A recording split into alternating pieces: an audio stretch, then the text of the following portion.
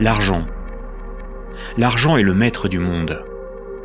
Notre quotidien, nos projets, notre avenir dépendent de l'argent qui circule dans l'économie. Pourtant, rares sont les citoyens, les politiciens, les décideurs sachant vraiment ce qu'est l'argent, d'où vient l'argent, qui fabrique l'argent. Beaucoup croient que l'argent est fabriqué par l'État, qu'ils ont réellement de l'argent sur leur compte, et que les banques prêtent l'argent de leurs déposants quand elles font crédit. Ces trois croyances sont fausses. La confusion règne au profit d'une finance mondialisée qui, de crise en crise, renforce son pouvoir de domination et détruit lentement nos démocraties, alors même qu'une infime proportion de la population mondiale n'a jamais accumulé autant de richesses. En partant de ce que tout le monde connaît, pas à pas, en employant les termes techniques, en illustrant chaque principe par des exemples simples, ce document vous donne les bases indispensables à la compréhension du système bancaire et monétaire, et met en perspective les crises financières et économiques qui ne cessent de s'aggraver depuis 2008. La monnaie est au cœur de nos économies.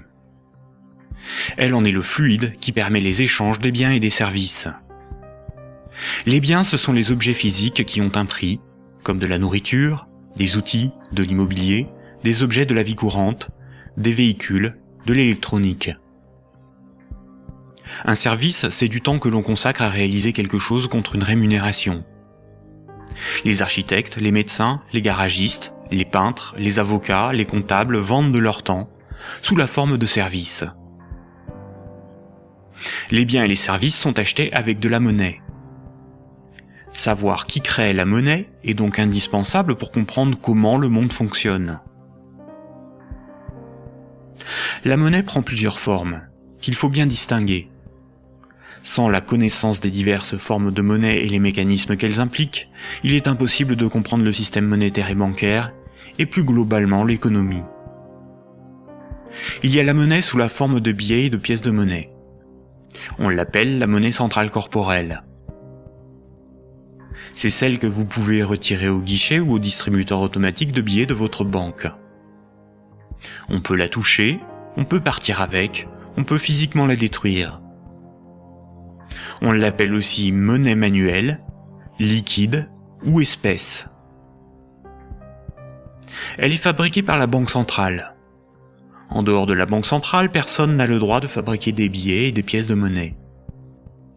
La Banque centrale est une institution missionnée par l'État, ou les États d'une zone monétaire, pour fabriquer les billets et les pièces de monnaie. Elle a aussi pour mission de favoriser le bon fonctionnement de l'économie. Son but n'est pas de faire des profits, mais d'appliquer la politique monétaire. En France, comme pour l'ensemble des pays de la zone euro, la Banque centrale est la BCE, ou Banque centrale européenne. La BCE gère une monnaie nommée euro. Et puis il y a un autre type de monnaie, beaucoup moins connu. C'est la monnaie qui est sur votre compte en banque, appelée monnaie scripturale. Cette monnaie n'existe que sous la forme de chiffres dans les systèmes informatiques de comptabilité des banques commerciales privées. On l'appelle aussi monnaie secondaire. Les banques commerciales privées, appelées aussi banques de second rang ou banques secondaires, sont les banques des particuliers et des entreprises, comme la BNP, le Crédit Agricole ou la Société Générale. Ce sont des entreprises privées dont le but est le profit.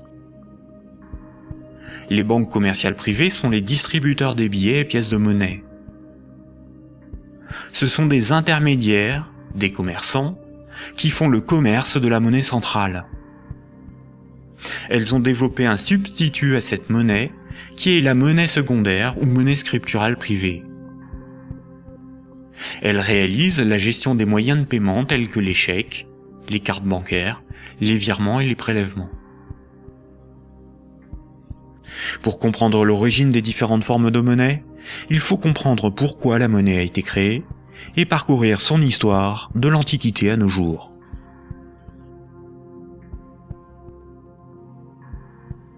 L'histoire de la monnaie s'étale sur des milliers d'années. La plupart des gens pensent que la monnaie remplace le troc. Le troc est le fait d'échanger un bien contre un autre. Par exemple, lorsque Paul et Jacques se rencontrent, Paul voudrait échanger 5 salades contre 10 kilos de pommes de terre. Sauf que si Jacques n'accepte pas de salade en échange de ses pommes de terre, il accepterait quelque chose d'autre, une denrée dont tout le monde a besoin. La monnaie serait apparue spontanément par la sélection de marchandises parmi les plus pratiques et les plus recherchées pour ces échanges immédiats. Dans un premier temps, le riz, l'avoine ou les animaux auraient été utilisés comme monnaie jusqu'à l'apparition de monnaies métalliques, d'or ou d'argent, forme ultime de monnaie. Le crédit ne serait apparu que plus tard, quand de la monnaie fut accumulée pour être prêtée à ceux qui en avaient besoin. Malheureusement, cette hypothèse n'a strictement aucune réalité historique. Les historiens ne cessent de le répéter. Ce n'est pas le troc qui apparut en premier, mais le crédit, c'est-à-dire la comptabilité des dettes, bien avant l'apparition de la monnaie. Le troc n'a pour ainsi dire quasiment jamais existé. Imaginons des paysans de l'Antiquité. Paul produit des salades qu'il récolte au printemps, et Jacques produit des pommes de terre qu'il récolte à l'automne. Jacques va emprunter 5 salades à Paul au printemps. Jacques doit l'équivalent de 5 salades à Paul. Ce n'est qu'à l'automne, 6 mois plus tard, que Jacques va le rembourser en lui donnant 10 kilos de pommes de terre. C'est la confiance qui permet ces échanges différés. On peut dire que Paul et Jacques se font confiance. Ils partagent un même principe moral qui est qu'une dette doit être honorée. Cela leur permet de se faire crédit. Quand Jacques demande des salades à Paul, il se sent redevable envers Paul. Jacques ne sera libre que quand il aura remboursé Paul des jours, des mois, des années plus tard, car il a une dette envers lui. Les hommes pouvaient se prêter des outils, des animaux, s'échanger des biens, mais aussi des services. Au-delà d'un certain volume d'échanges, la parole donnée ne suffit plus à garantir la confiance, il faut consigner par écrit. On invente l'écriture. Alors il faut apprendre à lire, écrire et compter. On invente l'école. Il faut aussi avoir confiance dans la quantité, mesurer ce que l'on échange. On invente les étalons et la métrologie. Enfin, il faut aussi avoir un arbitre en cas de litige. On invente les tribunaux. Les communautés prenaient une unité de compte virtuelle, ou un étalon, pour donner un prix aux biens et aux services qu'ils s'échangeaient. Si 5 salades valaient 10 unités de compte, alors quand Paul donnait 5 salades à Jacques, il lui devait 10 unités de compte. On a retrouvé nombre d'objets servant de registre de dettes. Des bâtons, des boules d'argile, des papyrus, des bouts de tissu, des figurines. Parmi les plus anciens registres figurent des centaines de milliers de tablettes d'argile de l'époque sumérienne, où étaient tenus des comptes et consignés des dettes. Ces tablettes étaient gérées par des temples proches des marchés. Personne ne pouvait empêcher les hommes de se faire crédit. Les unités de compte nécessaires à donner un prix à ce qui s'échangeait n'étaient qu'indicatives. Il n'est pas nécessaire de se procurer ou d'acheter des centimètres à chaque fois que l'on mesure ce que l'on prête à autrui. Durant plusieurs milliers d'années, il n'y avait pas de monnaie, juste la comptabilité des dettes des uns et des autres, et des communautés entre elles. Ce n'est que beaucoup plus tard, environ 700 ans avant Jésus-Christ, que des souverains ou des castes régnantes ont imposé l'usage de monnaie comme moyen d'échange, sous la forme d'un objet dont ils s'attribuaient l'exclusivité de la production. Ils émettaient la monnaie, généralement des pièces d'or, d'argent ou de cuivre, payaient leurs soldats avec, et menaient des guerres pour conquérir de nouveaux territoires. Pour se procurer nourriture et équipement, les soldats imposaient par la force aux paysans et aux marchands cette monnaie comme paiement. Le pouvoir récupérait ensuite de cette monnaie lors de la perception des impôts. Comme tout le monde devait disposer de monnaie pour payer les impôts, elle devenait rapidement la monnaie officielle. Elle était acceptée comme paiement et elle se diffusait dans la communauté. Le pouvoir pouvait donc acheter nourriture, marchandises et richesses grâce à la monnaie qu'il produisait lui-même. Tant que l'on avait une dette, on n'était pas libre. On risquait de devenir l'esclave de son créancier ou d'être emprisonné si on ne s'acquittait pas de l'impôt. C'est la servitude pour dette. Et c'est pour ça qu'une monnaie employable pour payer une dette ou un impôt a un pouvoir libératoire. La monnaie a donc été créée par des castes régnantes, des souverains, pour extorquer une partie de la production des populations, vivre et s'enrichir sans travailler. C'est par ce principe que des empires se sont bâtis.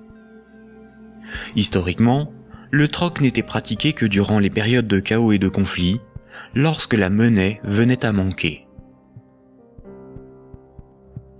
Au Moyen Âge, avec le développement du commerce, les métaux précieux comme l'or ou l'argent étaient devenus une monnaie internationale. Il était risqué de posséder et transporter ces métaux précieux. On risquait de se les faire dérober.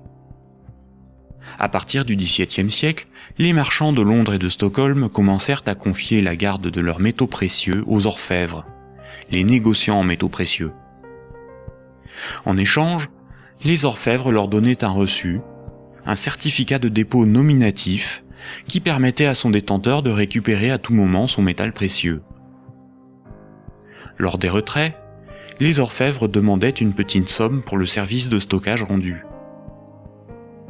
Les boutiques des orfèvres devinrent des coffres fort bien gardés.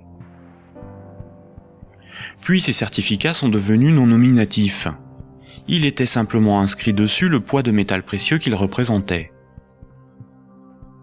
Les marchands se mirent à se payer non pas en métal précieux, mais avec ces certificats. La monnaie papier était née. Les orfèvres constataient que les marchands laissaient leurs métaux précieux dans leurs coffres.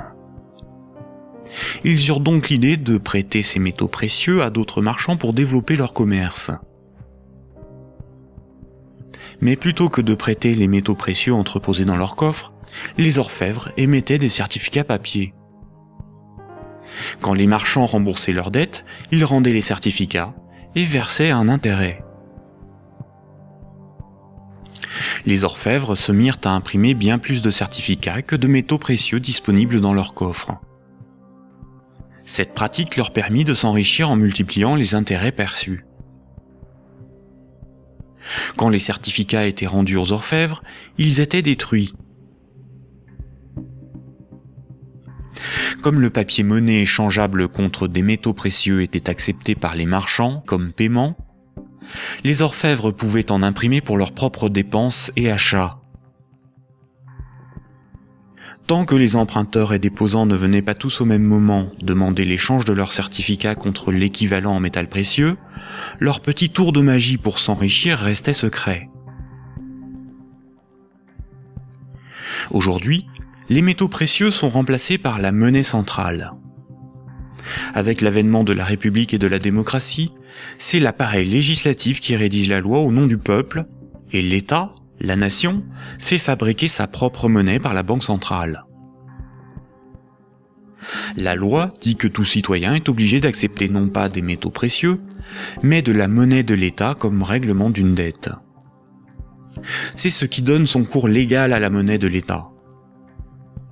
Cette monnaie est dite fiduciaire, du latin fiducia, qui veut dire confiance. Sa valeur est liée à l'assurance qu'on peut échanger des biens et services avec cette monnaie. Rappelez-vous, quand un marchand déposait des métaux précieux chez l'orfèvre, il lui donnait l'équivalent en certificat de dépôt. Plus tard, le marchand pouvait retourner chez l'orfèvre et récupérer ses métaux précieux contre ses certificats. Aujourd'hui, quand le client d'une banque dépose des billets sur son compte, la banque le crédite.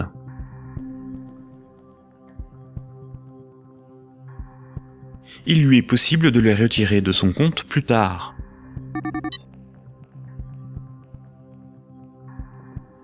La monnaie secondaire, ou monnaie scripturale privée, est l'équivalent des certificats de dépôt des orfèvres.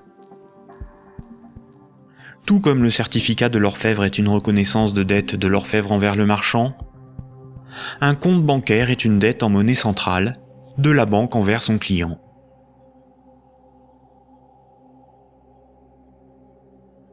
Du temps des orfèvres, quand les marchands se payaient en métaux précieux, c'est comme lorsqu'aujourd'hui, on paie les commerçants avec de la monnaie centrale, des billets de banque.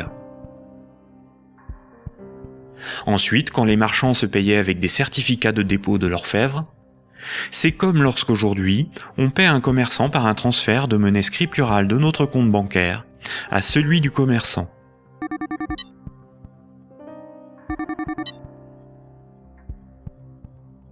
Rappelez-vous aussi que quand l'orfèvre faisait crédit, qu'il prêtait des métaux précieux, il émettait bien plus de certificats de dépôt que de métaux précieux disponibles dans ses coffres. Quand les marchands le remboursaient, il détruisait ces certificats. C'est la même chose aujourd'hui avec la monnaie scripturale privée. Quand une banque accorde un crédit, elle crée de la monnaie scripturale sur un compte à partir de rien. Et elle en crée bien plus qu'elle ne dispose de monnaie centrale dans ses coffres. Et quand son client rembourse son crédit, elle détruit la monnaie scripturale. C'est ce qu'on appelle la création monétaire et la destruction monétaire. La monnaie scripturale étant acceptée comme paiement, les banques peuvent aussi créer de la monnaie à partir de rien pour couvrir leurs dépenses et leurs achats. Les banques ont la possibilité de se faire crédit à elles-mêmes. On dit que les banques monétisent leurs dépenses. La monnaie centrale donne l'illusion au peuple que c'est l'État qui émet la monnaie, alors qu'en réalité, ce sont les banques commerciales privées qui ont ce privilège. Sans création monétaire par le crédit par les banques commerciales, il n'y aurait quasiment pas de monnaie en circulation. Les banques et les États sont comme les deux faces d'une même pièce.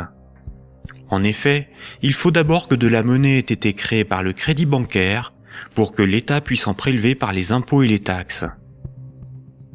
Et les banques ont besoin des États pour établir une législation protégeant ce privilège et faire appliquer cette législation par la justice et les forces de l'ordre. Nous allons détailler maintenant ces mécanismes bancaires et leurs nombreuses conséquences.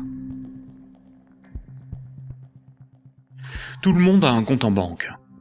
C'est plus sûr et c'est plus simple que d'avoir chez soi une caisse remplie de billets de banque.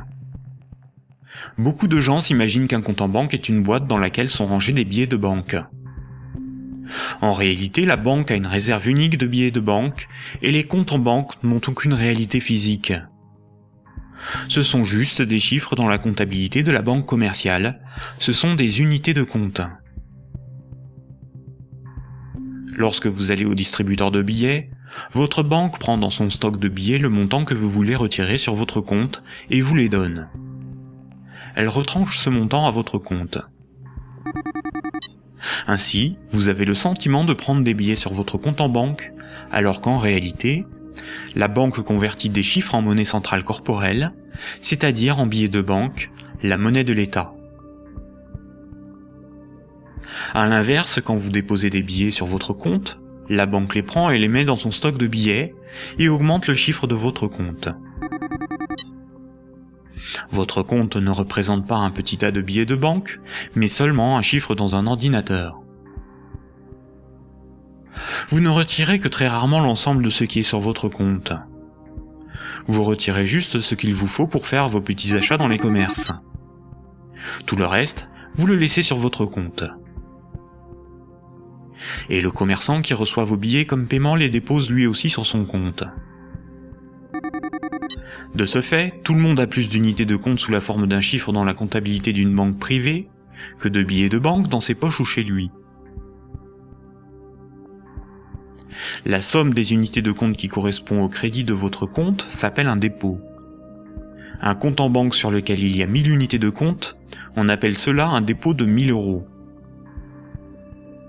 On a l'illusion qu'une banque a toujours dans son stock de billets de banque l'équivalent des dépôts qu'elle gère. En réalité, elle n'en a qu'une petite partie, et ceci lui est permis par le fait que ses clients ne viennent pas tous au même moment retirer en liquide ce qu'ils ont sur leur compte.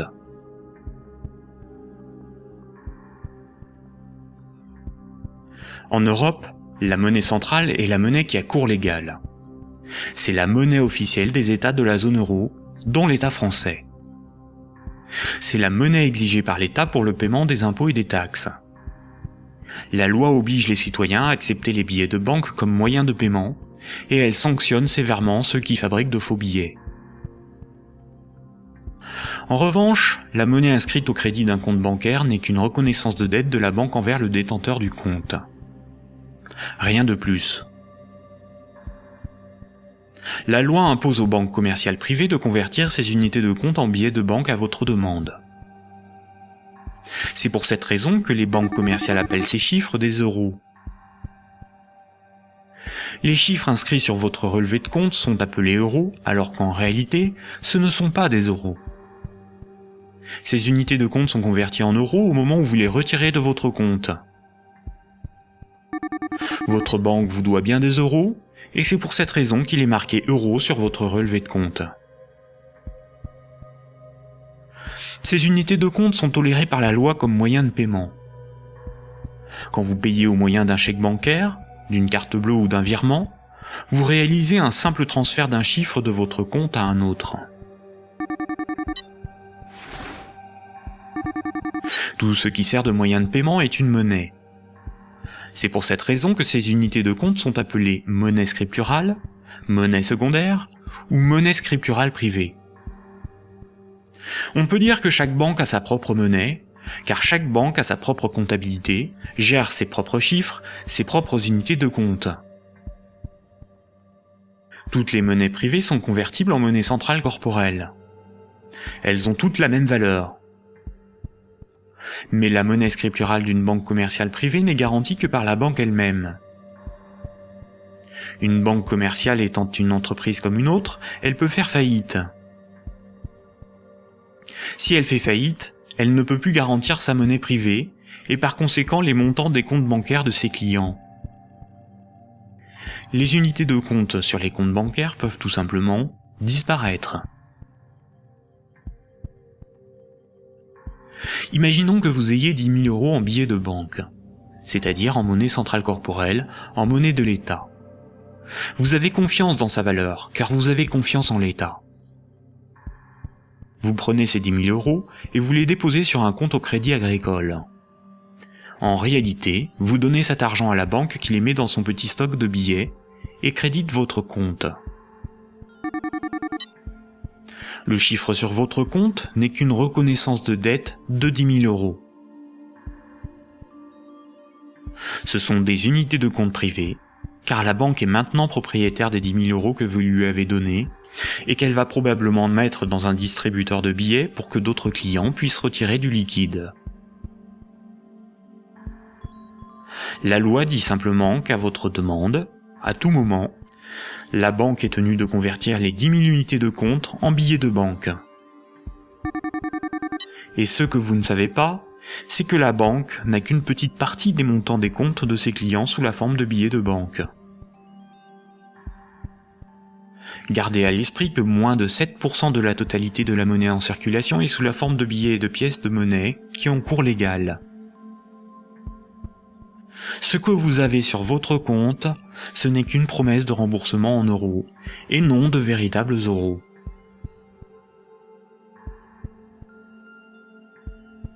De nos jours, tout le monde paie des sommes de petite et grande taille sans jamais employer de billets de banque.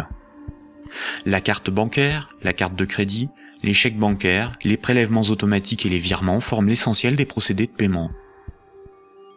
Quand un client d'une banque veut transférer de l'argent à un autre client de la même banque pour le payer, que ce soit des entreprises ou des particuliers, la banque ne réalise qu'une manipulation de chiffres. Elle retranche au compte du client la somme à verser et l'ajoute au compte du destinataire.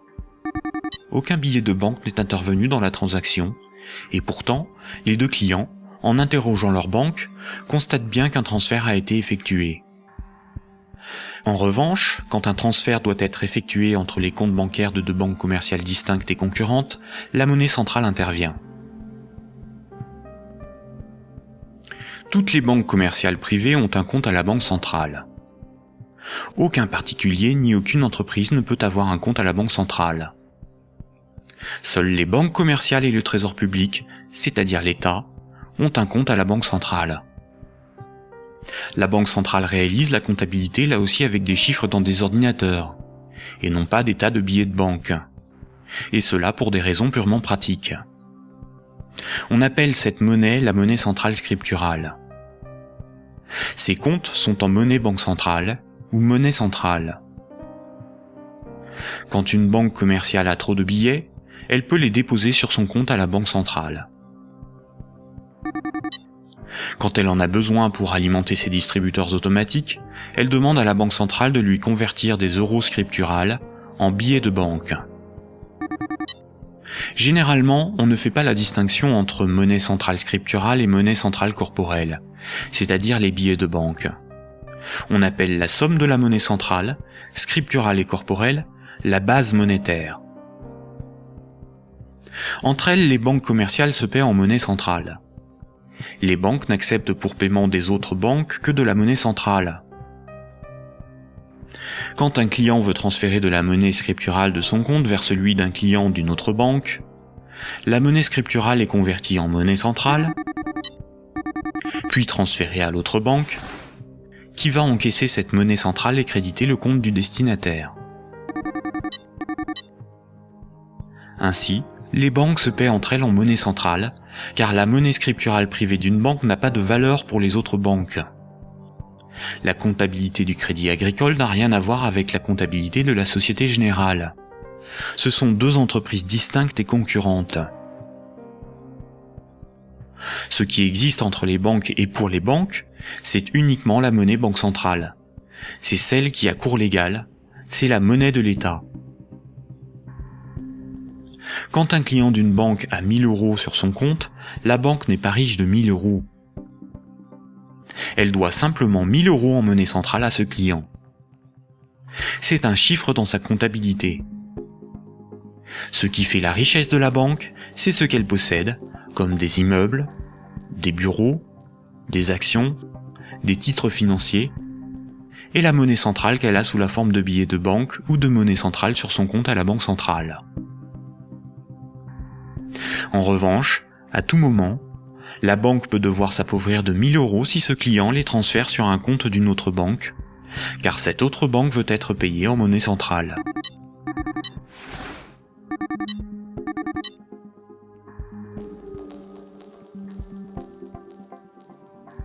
Les banques ne réalisent pas leur paiement en banque centrale à chaque fois qu'un transfert est réalisé. Un bilan des échanges est fait tous les jours. On appelle cela la compensation. Cette compensation est calculée par une chambre de compensation. Une chambre de compensation gère un système informatique enregistrant un très grand nombre de comptes en banque et de transactions, afin de faire le bilan des échanges entre les organismes financiers, dont les banques. La chambre de compensation la plus connue est Clearstream, à cause de l'affaire politico-financière qui porte son nom. Imaginons deux banques. Un client de la première banque paie 10 € à un client de la seconde. Un client de la seconde paie 15 € à un client de la première. À la fin de la journée, la compensation calcule un différentiel de 5 € au profit de la première banque. Le paiement peut se faire directement par virement entre leurs comptes à la banque centrale. Quand une banque voit son compte débité à cause d'une compensation ou par un retrait au guichet par un client, on appelle cela une fuite. Elle s'appauvrit, car sa monnaie centrale fait partie de ses richesses. Imaginons une banque qui a 4 déposants qui ont chacun 25 000 unités de compte. On peut dire que la banque doit 100 000 € à ses clients. Imaginons que cette banque a 10 000 € sur son compte à la banque centrale. La banque est incapable de couvrir la fuite du montant total des comptes de ses clients. Elle est potentiellement en faillite, car 90 000 unités de compte de ses clients ne sont pas couverts par de la monnaie centrale. Seuls 10 000 € en billets peuvent être versés à l'ensemble de ses clients. C'est le principe de la couverture partielle des dépôts, appelé système à réserve fractionnaire. Si la totalité de ses clients viennent tous au même moment pour retirer leur argent, la banque fait immédiatement faillite. Quand tous les clients d'une banque viennent retirer tout leur argent, c'est ce que l'on appelle un bank run. Face à cette situation, les autorités ont mis en place un fonds en monnaie centrale en cas de faillite bancaire, le fonds de garantie des dépôts bancaires. En France, ce fonds se porte officiellement garant de 100 000 € maximum par compte bancaire. Malheureusement, La plupart des grandes banques gèrent des dépôts bien supérieurs à ce qu'il y a dans ce fonds. Le fonds est d'environ 2 milliards d'euros, alors que les banques françaises gèrent près de 1000 fois plus de dépôts en monnaie scripturale. Par conséquent, la faillite de quelques grandes banques du monde provoquerait la disparition d'une partie des dépôts bancaires de leurs clients. Le Trésor public, c'est la caisse de l'État. Le Trésor public a un compte à la Banque centrale. Le Trésor public encaisse toutes les taxes et impôts qui forment les recettes de l'État. Le Trésor public paie toutes les dépenses de l'État. Il paie les fonctionnaires, les investissements de l'État, ses infrastructures, ses frais de fonctionnement, ses fournisseurs. Quand vous payez vos impôts ou des taxes, vous les payez directement au Trésor public. Si un client d'une banque veut payer 1000 € au Trésor public, la banque convertit la monnaie scripturale privée en monnaie banque centrale et transfère cette monnaie centrale sur le compte du Trésor public. Le Trésor public n'accepte pour paiement que la monnaie centrale. Quand le Trésor public paie un de ses fournisseurs, il verse de la monnaie centrale à la banque commerciale privée qui en détient le compte, et celle-ci crédite le compte de l'entreprise bénéficiaire.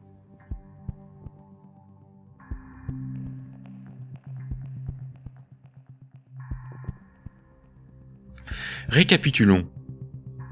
Le système monétaire est basé sur 2 espaces monétaires distincts et isolés. L'espace de la monnaie centrale et l'espace de la monnaie scripturale privée.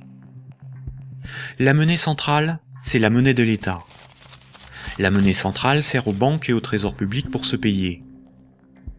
La monnaie scripturale privée, ou monnaie secondaire, c'est la monnaie gérée par les banques commerciales privées.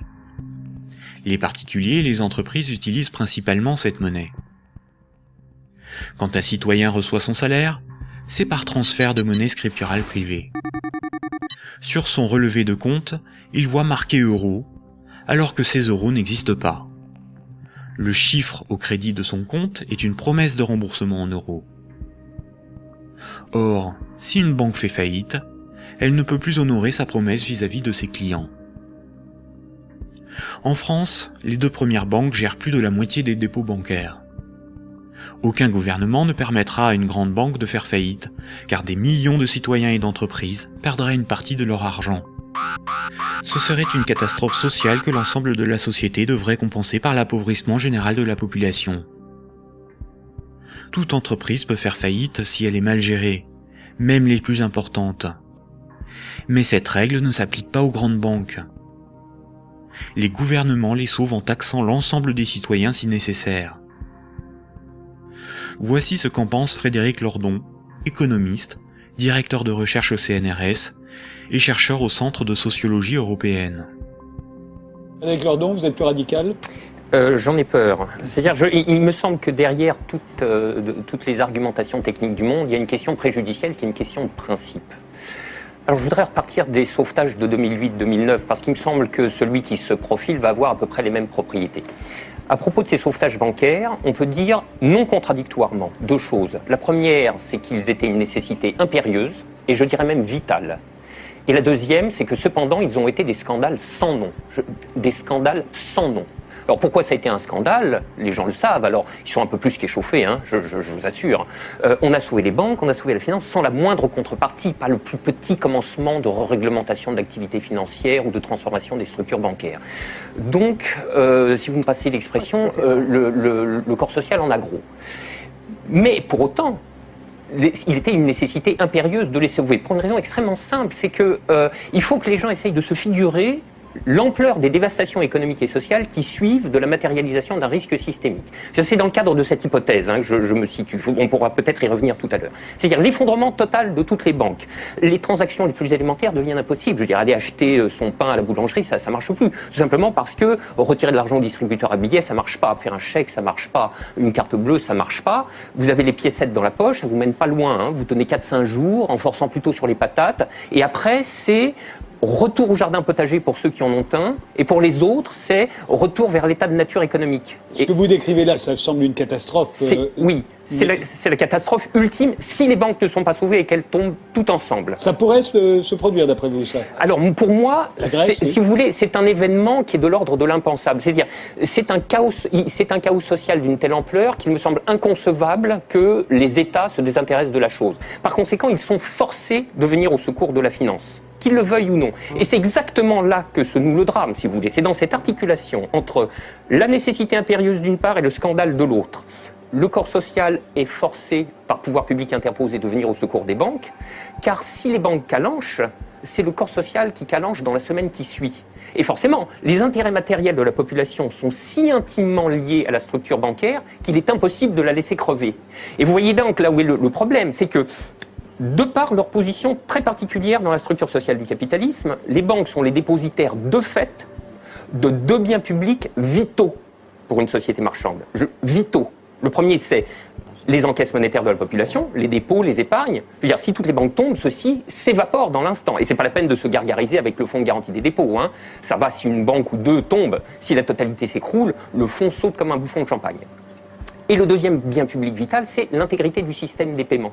Et c'est parce que les banques ont capté ces biens publics qu'elles peuvent contraindre l'État, les corps sociaux à leur venir en aide. C'est quoi l'intégrité du système des paiements, C'est le fait que les banques sont les teneurs de compte, qu'elles les mouvementent, qu'elles les débitent, qu'elles les créditent, donc elles sont les opératrices. Absolument. C'est pas qu'elles les garantissent, c'est qu'elles opèrent très concrètement et très basiquement les transactions élémentaires. La gestion des moyens de paiement. Et exactement. Bon, alors, si vous voulez, là, il y a une situation de fait que les économistes appellent dans leur langage pluriel et amoral, mais dont le vrai nom est prise d'otage. Et celle-là, elle est colossale. Si vous voulez, chaque fois qu'il y a un mouvement social dans les transports ou le ramassage des ordures, on vous bassine avec la prise d'otage des syndicats. Mais ça, c'est une prise d'otage, mais cosmique. C'est énorme.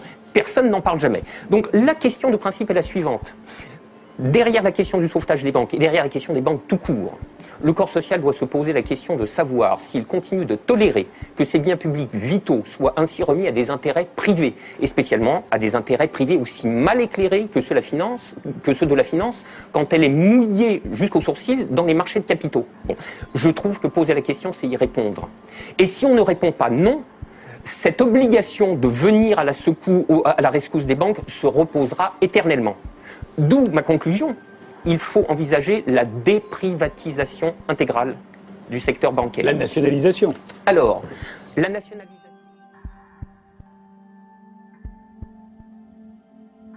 On constate que quand les dirigeants et actionnaires des grandes banques touchent des bénéfices, ceux-ci s'enrichissent. Mais quand les grandes banques sont en difficulté, ce sont les États, c'est-à-dire l'ensemble des citoyens, qui les sauvent. Cela résume l'adage désormais bien connu: les banques privatisent leurs gains et socialisent leurs pertes.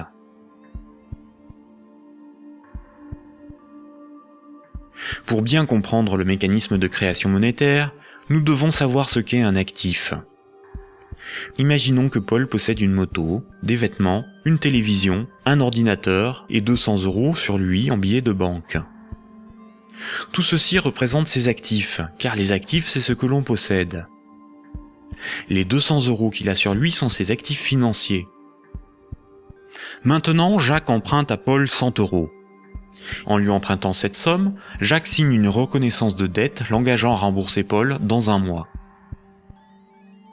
Les actifs financiers de Paul restent de 200 €, car il possède encore 100 € en billets, ainsi que la reconnaissance de dette de Jacques d'une valeur de 100 €. Cette reconnaissance de dette va à ses actifs, car il s'agit de quelque chose qu'il possède. Paul a ce qu'on appelle une créance sur Jacques. Jacques est débiteur de Paul.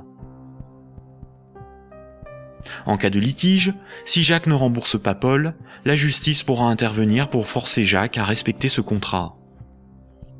Elle pourra alors le forcer à vendre un de ses actifs matériels pour rembourser Paul, comme sa télévision s'il en a une. Généralement, la comptabilité d'une entreprise ou d'une banque est synthétisée sous la forme d'un bilan.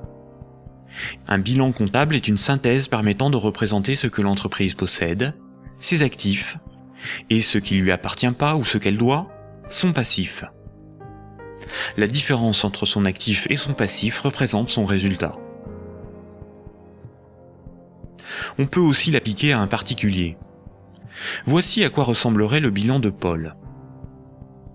Dans les actifs de Paul figurent ses actifs financiers, constitués de ses billets de banque et de la dette de Jacques, ainsi que ses actifs matériels, constitués de sa télévision, son ordinateur, sa moto, dont la valeur de revente à date est estimée de 1000 €. Pour notre démonstration, nous ne garderons que les actifs financiers. Son bilan financier est positif de 200 €.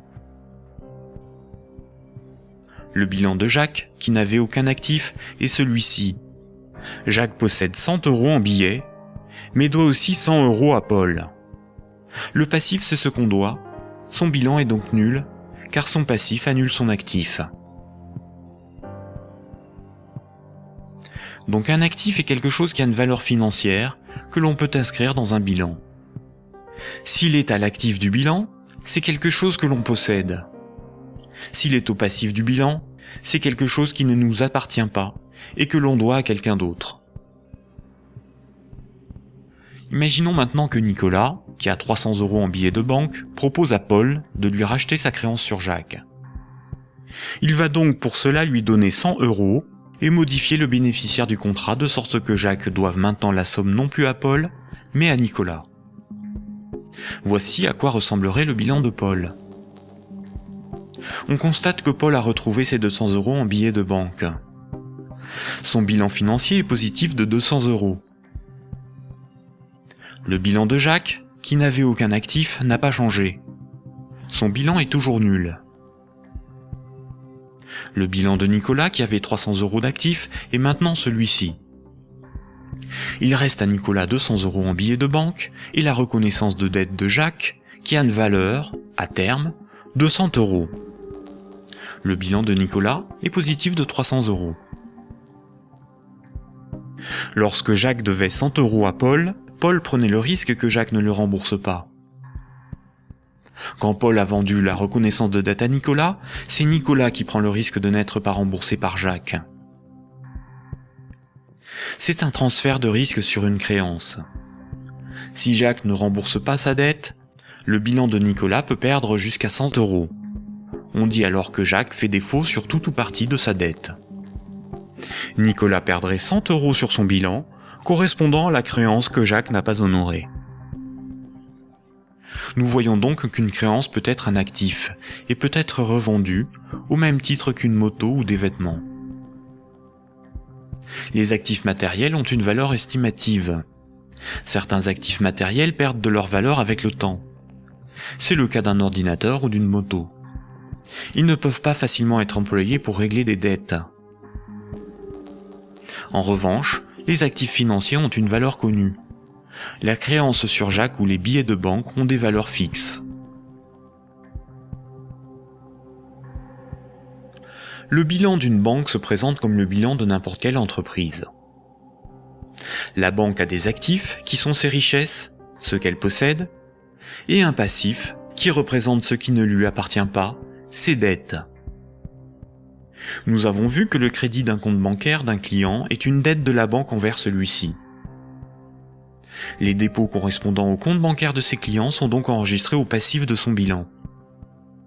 Si on lit ce bilan, on comprend que la banque doit au total 600 € à ses clients. Imaginons qu'un de ses clients, Paul, a un dépôt de 100 unités de compte. Voici le bilan de la banque. Elle doit 100 € à Paul, ce qui correspond au dépôt que Paul a réalisé sur son compte.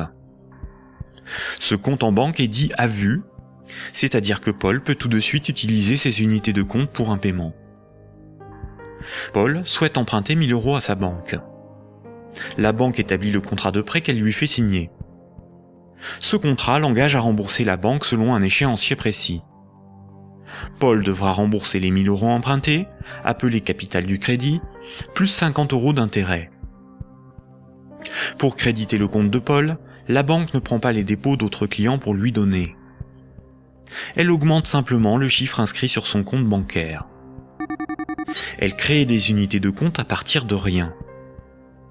La banque ne doit plus 100 € à Paul, mais 1100 €. Le contrat de prêt de Paul apparaît sur son bilan comme quelque chose qu'elle possède. Cette créance sur Paul est à son actif. Les comptes des autres clients n'ont rien à voir avec cette opération. On dit que la banque a monétisé la créance sur Paul. Elle a transformé cette créance en moyen de paiement sous la forme de monnaie scripturale privée ajoutée au compte de Paul. On appelle cette opération d'augmentation des dépôts par simple jeu d'écriture la création monétaire. On parle de création monétaire ex nihilo, ce qui veut dire à partir de rien.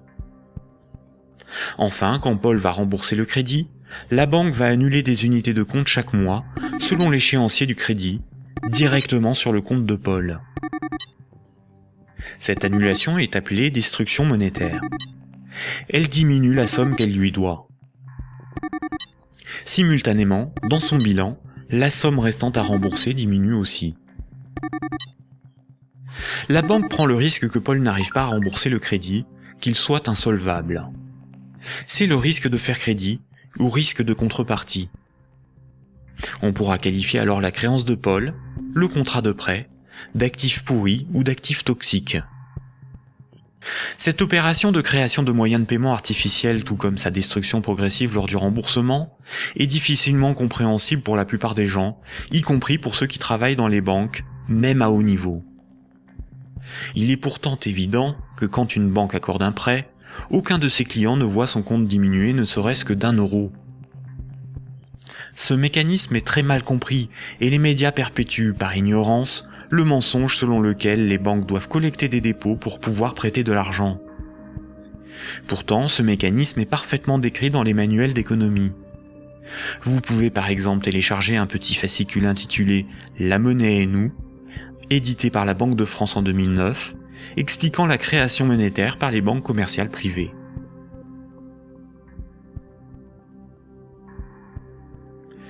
La création et la destruction monétaire peuvent être résumées par une simple phrase. Ce sont les crédits qui font les dépôts, et non les dépôts qui font les crédits. Cette phrase permet de se rappeler que la totalité de la monnaie en circulation sur nos comptes en banque ou dans nos poches est créée par le crédit bancaire. Quand une banque accorde un crédit à un de ses clients, elle crée de la monnaie scripturale privée en augmentant le solde du compte de celui-ci. Elle ne crée pas des euros, mais des unités de compte convertibles en euros. Plus il y a de crédits accordés par les banques, plus il y a de dépôts, de billets et de pièces de monnaie. La totalité de la monnaie en circulation dans l'économie représente ce qu'il reste à rembourser des crédits contractés. Quand Paul achète une automobile à crédit, il paie tout de suite le vendeur avec la monnaie créée. 2 jours plus tard, le vendeur achète une télévision, des livres et un ordinateur. Les vendeurs de la télévision, des livres et de l'ordinateur vont eux aussi réaliser des achats. Paul n'a pas commencé à rembourser son crédit que la monnaie circule déjà dans l'économie. Le nombre de fois dans une année qu'une unité de compte va servir de paiement est appelé vitesse de circulation de la monnaie ou vélocité de la monnaie.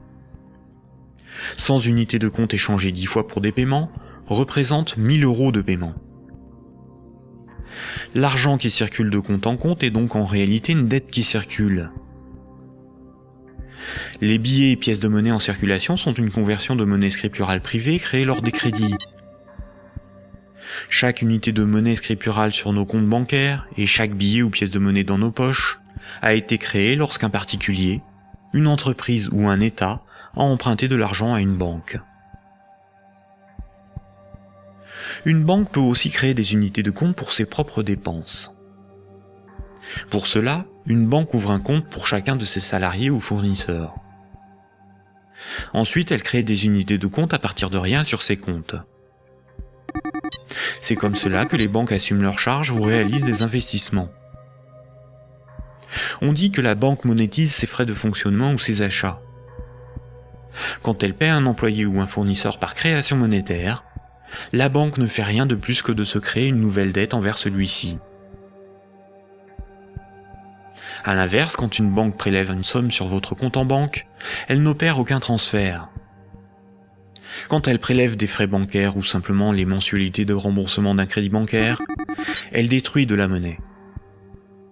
Ainsi, votre banque vous doit moins d'argent. Comme nous l'avons vu, historiquement, la monnaie remplaçant le troc est un mythe qui vous laisse penser que la monnaie est un élément physique permanent, et donc il y a quelque chose sur votre compte. Ceci vous semble d'autant plus vrai que vous pouvez retirer des billets de banque de votre compte. Les médias vous font croire qu'une banque doit amasser de la monnaie avant de pouvoir en prêter. Mais en réalité, les banques ne prêtent pas l'argent des autres clients, puisque ce sont elles qui le fabriquent lors des crédits et qui le détruisent lors du remboursement des crédits. Un crédit n'est en rien un prêt ou un emprunt. Il s'agit en réalité d'une création monétaire temporaire ou d'une location de moyens de paiement. Récapitulons.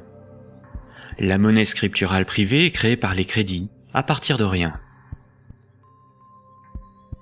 Cette monnaie est détruite lors du remboursement des crédits.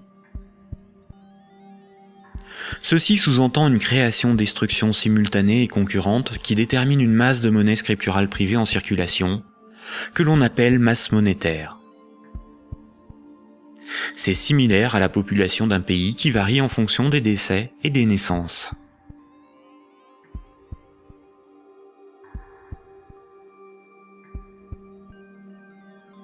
Trois citoyens et un banquier échouent sur une île déserte au beau milieu de l'océan. Ils s'organisent et décident de créer leur propre monnaie, qu'ils appellent euro. Le banquier fonde l'unique banque commerciale privée de l'île. Comme cette banque est nouvelle, les trois citoyens n'ont rien sur leur compte. Ils ne peuvent pas s'échanger et se vendre ce qu'ils produisent. Ils ont bien des marchandises à se vendre, mais aucune monnaie pour les payer. Pour disposer de moyens de paiement, chaque citoyen va faire un crédit de 10 €, remboursable en 11 mois. Chaque citoyen devra rembourser 10 € de capital, plus 1 € d'intérêt. Lorsque le banquier leur accorde le crédit, il crée 10 € à partir de rien sur chaque compte. Le premier mois, la masse monétaire est de 30 €. Les citoyens disposent de monnaie pour s'échanger ce qu'ils produisent. À la fin du premier mois, les citoyens commencent à rembourser leur crédit. Le banquier prélève 1 € d'intérêt, qu'il utilise pour acheter des marchandises aux citoyens. La masse monétaire reste de 30 €. À l'issue du deuxième mois, le banquier efface 1 € du compte de chaque citoyen. Il reste 27 € en circulation. À l'issue du troisième mois, le banquier efface à nouveau 1 € du compte de chaque citoyen. Il reste 24 € en circulation. De mois en mois, la situation devient un peu plus compliquée, car la masse monétaire ne cesse de baisser.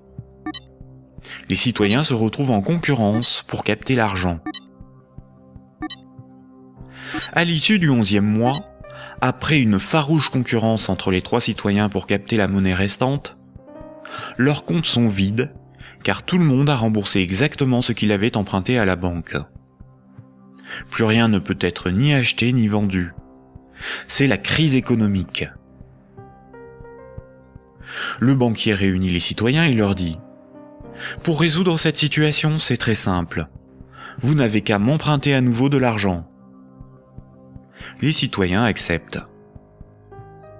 Ils font tous à nouveau un crédit de 10 €. À la fin du premier mois, le banquier prélève 1 € d'intérêt, qu'il garde pour lui car il a tout ce qu'il lui faut. Au fil des mois, le banquier supprime les euros correspondant au remboursement des crédits. Comme les intérêts n'ont pas été dépensés par le banquier, c'est au bout du 10e mois seulement que les comptes des trois citoyens sont vides. Il n'y a plus de monnaie en circulation, et pourtant il manque 3 € pour rembourser la totalité de leur crédit. Le banquier réunit les citoyens et leur dit : « Il y a une manière très simple de repousser le moment où vous serez à zéro sur vos comptes. Vous n'avez qu'à m'emprunter régulièrement de l'argent, bien avant que la masse monétaire ne baisse trop et que l'économie ne s'arrête. Et pour compenser les intérêts que je ne dépense pas, il vous suffit de m'emprunter à chaque fois quelques euros de plus. » Les citoyens acceptent. Désormais, ils sont en permanence endettés, sinon la monnaie disparaît et l'économie s'arrête. Ils appellent cela la croissance. Mais comme ils sont endettés, ils se mettent à produire toujours plus pour rembourser le banquier, bien au-delà de leurs besoins réels. Ils ne produisent pas pour avoir de quoi se vêtir, se nourrir ou se loger.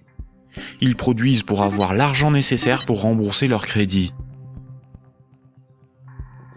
L'argent est devenu le moteur de leur vie, et non ce dont ils ont besoin pour vivre.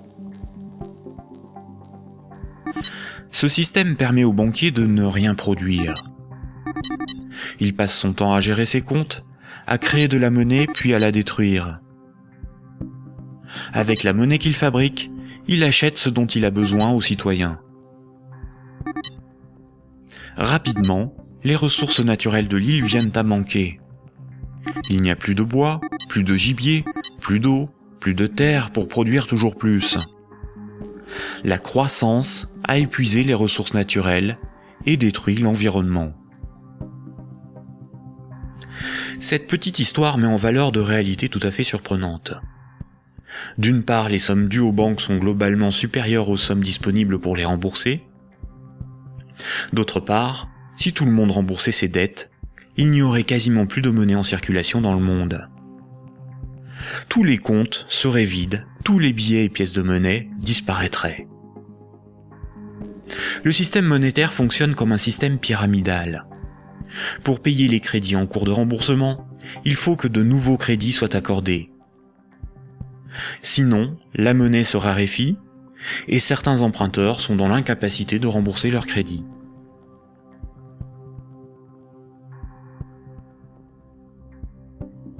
Pour les citoyens et les entreprises, la monnaie s'achète comme toute autre marchandise. Les banques louent la monnaie qu'elles fabriquent, et le prix de cette location est de la monnaie supplémentaire qu'elles sont les seules à fabriquer. Observons l'évolution de la masse monétaire dans la zone euro. Ce qui apparaît tout de suite, c'est son évolution exponentielle. La masse monétaire est composée de ce qu'on appelle des agrégats monétaires, nommés M1, M2 et M3. En orange, c'est la monnaie circulante. C'est la monnaie qui est sur les comptes à vue, utilisée pour des paiements, ainsi que la monnaie sous la forme de billets et de pièces de monnaie. Les comptes à vue servent à l'économie réelle. C'est là que sont versés les salaires, réalisés les paiements avec les cartes bancaires, les chèques, les virements, pour les échanges de biens et de services. C'est la monnaie qui sert l'économie réelle. En vert, ce sont les dépôts dits à terme, ou comptes à terme. Ce sont des comptes d'épargne rémunérés, des comptes à préavis, des livrets comme le livret A, certains placements financiers, où une partie de la monnaie scripturale est bloquée par les particuliers pour un certain temps. C'est de l'argent qui fait un peu d'argent. En violet, ce sont les placements à long terme, plutôt destinés aux entreprises. Les comptes à terme et les placements bloquent la monnaie. Cette monnaie n'est plus disponible pour réaliser des paiements, elle ne sert plus l'économie réelle. La masse de la monnaie qui circule, en orange, diminue quand les crédits sont remboursés par destruction monétaire. Elle diminue aussi quand de la monnaie est épargnée et passe d'un compte à vue à un compte à terme rémunéré, ou qu'elle est bloquée dans des placements à long terme. Par ailleurs, les banques ou des organismes spécialisés comme Sofinco ou Cetelem proposent de prêter de la monnaie scripturale privée existante contre intérêt. Ce sont de véritables prêts de dépôt bancaire, sans création monétaire. Ils représentent environ 40% des prêts de monnaie. L'industrie financière permet ainsi à de riches épargnants de ne plus travailler du tout. Ces épargnants peuvent ponctionner sur la masse monétaire circulante de la monnaie que les moins riches et les entreprises produisent par le crédit. Leur capital augmente progressivement en capturant de la monnaie créée par le crédit. La baisse de la masse monétaire circulante oblige les particuliers et les entreprises à emprunter perpétuellement pour la compenser. Quand un client d'une banque obtient un crédit, la nouvelle monnaie se retrouve sur un compte à vue. Elle est dépensée pour des achats et va voyager de compte en compte au fil des paiements, jusqu'au moment où elle servira au remboursement d'un crédit et sera détruite. Si la destruction monétaire est plus importante que la création monétaire, il s'ensuit une contraction de la masse monétaire. L'économie est en danger. La consommation baisse, cela provoque des faillites, certains doivent vendre de leurs richesses pour se procurer de l'argent, et il devient plus difficile de rembourser les crédits. Et si les emprunteurs n'arrivent plus à rembourser leurs crédits, ce sont les banques qui se retrouvent en difficulté. Les économistes et les politiciens sont condamnés à appeler de leur vœu la relance de la consommation pour assurer une demande de crédit perpétuelle. Car sans crédit, la monnaie disparaît. Rappelez-vous, tous les jours, la compensation calcule ce que les banques commerciales privées se doivent. Les banques règlent leurs dettes en monnaie centrale. Quand une banque se procure de la monnaie centrale, on appelle cela le refinancement. Elles ont plusieurs possibilités. Elles peuvent demander à la banque centrale un crédit en monnaie centrale. Pour cela, elles déposent des titres financiers en garantie, par exemple des obligations d'État, et la banque centrale crédite leurs comptes. C'est à ce moment-là que la monnaie centrale est créée. Le taux d'intérêt qu'applique la banque centrale lors de ces crédits est appelé taux directeur. Cette monnaie centrale peut être convertie en billets de banque. Mais la plupart du temps, les banques commerciales privées se prêtent entre elles de la monnaie centrale ou se font crédit. Elles peuvent pour cela se faire confiance ou se donner là aussi des titres financiers comme garantie. C'est ce qu'on appelle le marché interbancaire. Comme toutes les banques se font crédit, se prêtent de la monnaie centrale ou des titres financiers, cela fait qu'elles sont toutes liées les unes aux autres. Si une grande banque fait faillite et qu'elle ne rembourse pas ce qu'elle avait emprunté aux autres banques, ce sont toutes les autres banques qui font faillite par effet domino. En 2008, les dérives du système financier ont provoqué une crise de liquidité dans le système bancaire. La crise de liquidité fait que les banques n'arrivent plus à régler leurs dettes, à se procurer de la monnaie centrale ou à se faire crédit. Les banques ont alors cessé d'accorder des crédits. L'évolution normale de la masse monétaire aurait dû être celle-ci. Malheureusement, la crise bancaire a stoppé la progression de la masse monétaire et s'est transformée en crise économique. Les États ont dû sauver les banques de la faillite. Mais le véritable coût de la crise financière est l'explosion de la dette des États pour éviter une aggravation de la crise, des milliers de faillites d'entreprises, des millions de nouveaux chômeurs. À l'avenir, une partie des dépôts bancaires pourrait être supprimée pour sauver les banques. Ainsi, les banques doivent moins d'argent à leurs clients, ce qui équilibre leur bilan. C'est ce qui s'est passé à Chypre en 2013. À partir de 2009, certaines banques centrales ont créé et donné des milliards en monnaie centrale aux banques commerciales pour faciliter le règlement de leurs dettes et ainsi leur éviter la faillite et relancer le crédit. C'est ce qu'on appelle des politiques d'assouplissement quantitatif ou quantitative easing. Cette monnaie centrale nouvelle pourrait être représentée sur ce graphique en tant que M0, appelée aussi base monétaire. Plutôt que d'accorder des crédits aux entreprises et aux particuliers avec une rentabilité incertaine, les banques commerciales privées ont utilisé cette monnaie centrale pour spéculer et acheter de la dette souveraine. Ainsi, d'une manière totalement artificielle, les bourses n'ont cessé de monter, la finance de s'enrichir et les États de s'endetter. Puisque pour rembourser les crédits passés, il faut que de nouveaux crédits soient accordés, on comprend mieux pourquoi les politiques d'austérité et de désendettement sont un suicide économique. Le crédit permet aux particuliers et aux entreprises d'acquérir des biens réels et à l'économie de se développer. La masse monétaire augmente.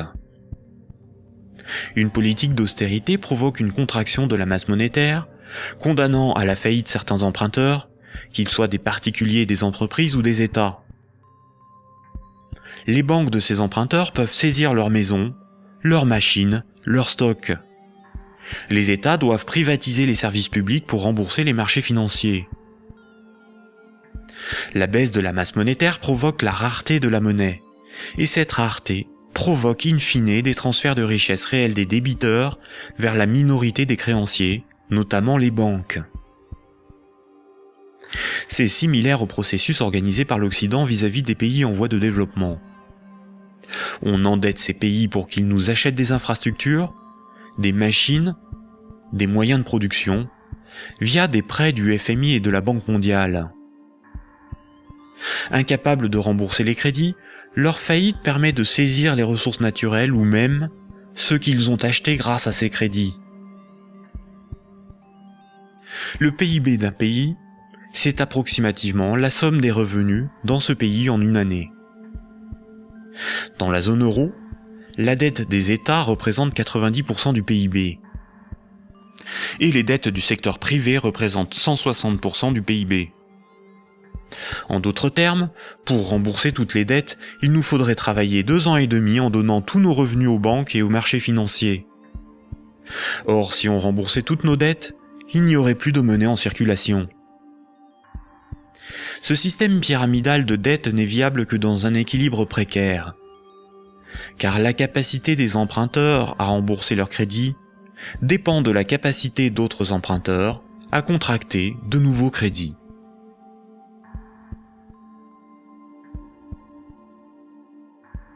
La fructification du capital, ou ce qu'on appelle l'usure, est le fait de toucher des intérêts sur de l'argent que l'on a et que l'on prête. Imaginons un pays où 10 citoyens ont tous 10 euros. Si l'un d'eux prête ces 10 euros avec 10% d'intérêt, il va lui être remboursé 11 euros.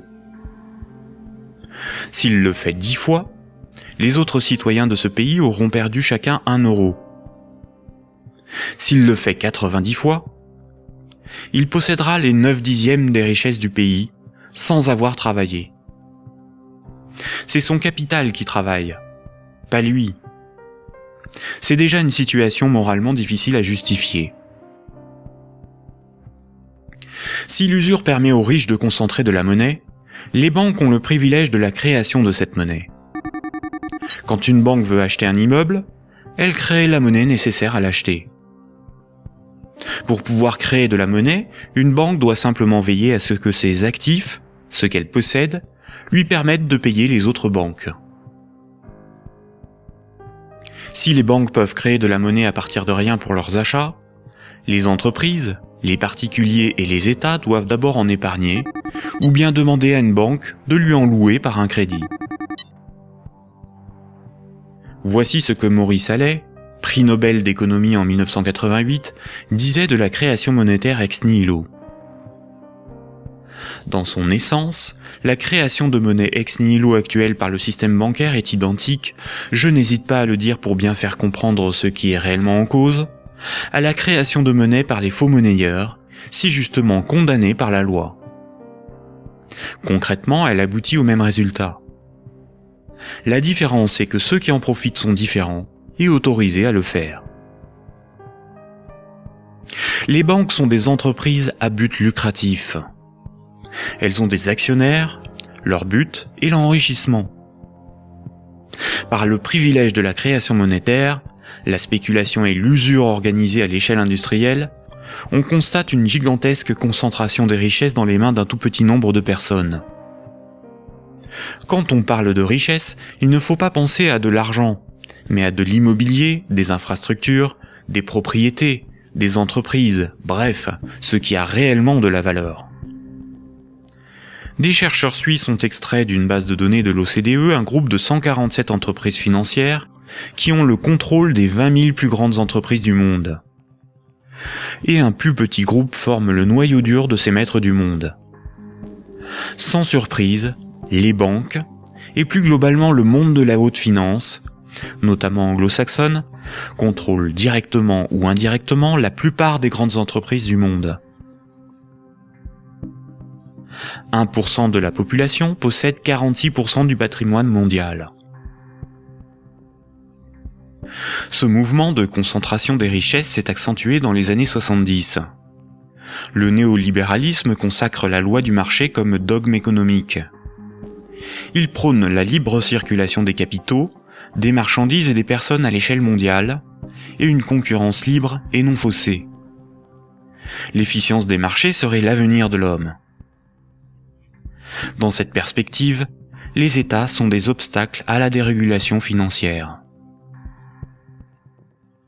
Avant les années 70, l'État français pouvait se financer à taux fixe et avantageux par un dispositif appelé le circuit du trésor. La Banque centrale pouvait faire des avances significatives à l'État. À partir des années 70, ce dispositif a été démantelé. Les États ont été obligés de se financer sur les marchés financiers, avec un taux variable en fonction de l'offre et de la demande. Par ailleurs, l'industrie financière organise la fuite des bénéfices et fortunes dans les paradis fiscaux. Pour le seul État français, le manque à gagner sur les recettes fiscales est estimé entre 50 et 80 milliards d'euros chaque année, soit plus que les recettes de l'impôt sur le revenu. En d'autres termes, l'État est contraint d'emprunter aux marchés financiers, c'est-à-dire aux banques et aux clients des banques, ce qu'elle ne leur prend pas sous la forme d'impôts et de taxes, et de leur payer pour cela un intérêt supplémentaire. Sans les intérêts imposés par les marchés financiers, l'État français n'aurait pas dû payer plus de 1500 milliards d'euros d'intérêts en 30 ans. La totalité de l'impôt sur le revenu est consacrée au seul remboursement des intérêts de la dette. Si les financiers prêtent aux États, c'est parce que les États ont le droit de lever autant d'impôts que nécessaire pour les rembourser, et d'utiliser la justice et les forces de l'ordre pour faire payer les contribuables. La création monétaire est aussi appelée planche à billets, même quand il s'agit de monnaie scripturale privée créée par le crédit. C'est un terme péjoratif faisant référence à l'impression de billets de banque par l'État. Ce terme est parfois employé par certains économistes de manière démagogique, pour induire en erreur quant aux responsabilités de la création monétaire et de l'inflation. L'inflation, c'est la hausse générale des prix. Une même baguette de pain vaut 1,30 € en 2013, alors que 10 ans plus tôt, elle valait 50 centimes. L'inflation est due au rapport entre la création monétaire et la création des richesses réelles. Si on crée plus de monnaie que de biens et services à vendre, les prix vont augmenter. La déflation, c'est l'inverse. C'est la baisse générale des prix. Si on crée des biens et services à vendre, et qu'on ne crée pas de monnaie pour les acheter, la monnaie va manquer et les prix vont baisser. L'hyperinflation est une inflation excessive des prix, supérieure à 12 500% par an. Si une baguette de pain vaut 1 € en 2013, s'il y a de l'hyperinflation, elle vaudra au minimum 12,50 € un an plus tard. Dans les années 70 et 80, l'inflation a atteint 15%, alors même que l'interdiction de permettre à la Banque centrale de faire des avances à l'État devait nous prémunir d'une telle situation. En réalité, interdire à l'État le financement à taux avantageux par sa propre banque centrale était le moyen non pas d'éviter une inflation excessive, mais de transférer une partie des recettes fiscales de l'État aux marchés financiers, c'est-à-dire aux banques et à leurs clients, et d'assurer aux banques commerciales privées le monopole de la création monétaire en supprimant la concurrence de l'État.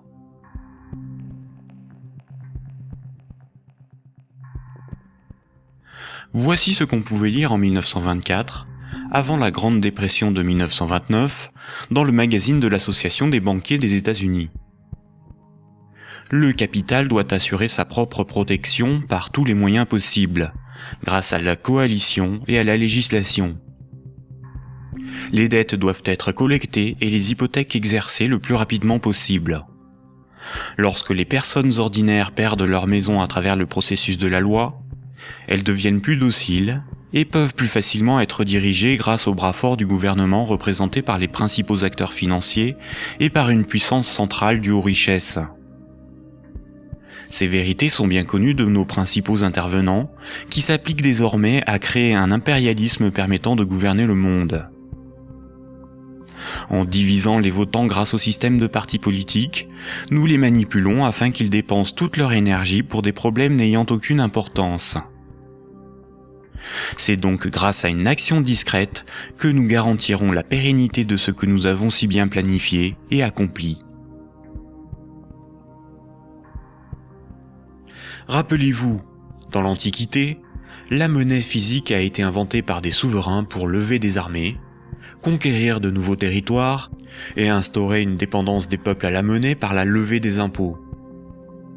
Toutes les dettes devaient être réglées avec la monnaie du souverain. Cela lui permettait d'acheter les richesses aux populations avec la monnaie qu'il fabriquait lui-même. Une seule et même organisation gérait la fabrication de la monnaie, les armées, la législation, la justice et les forces de l'ordre.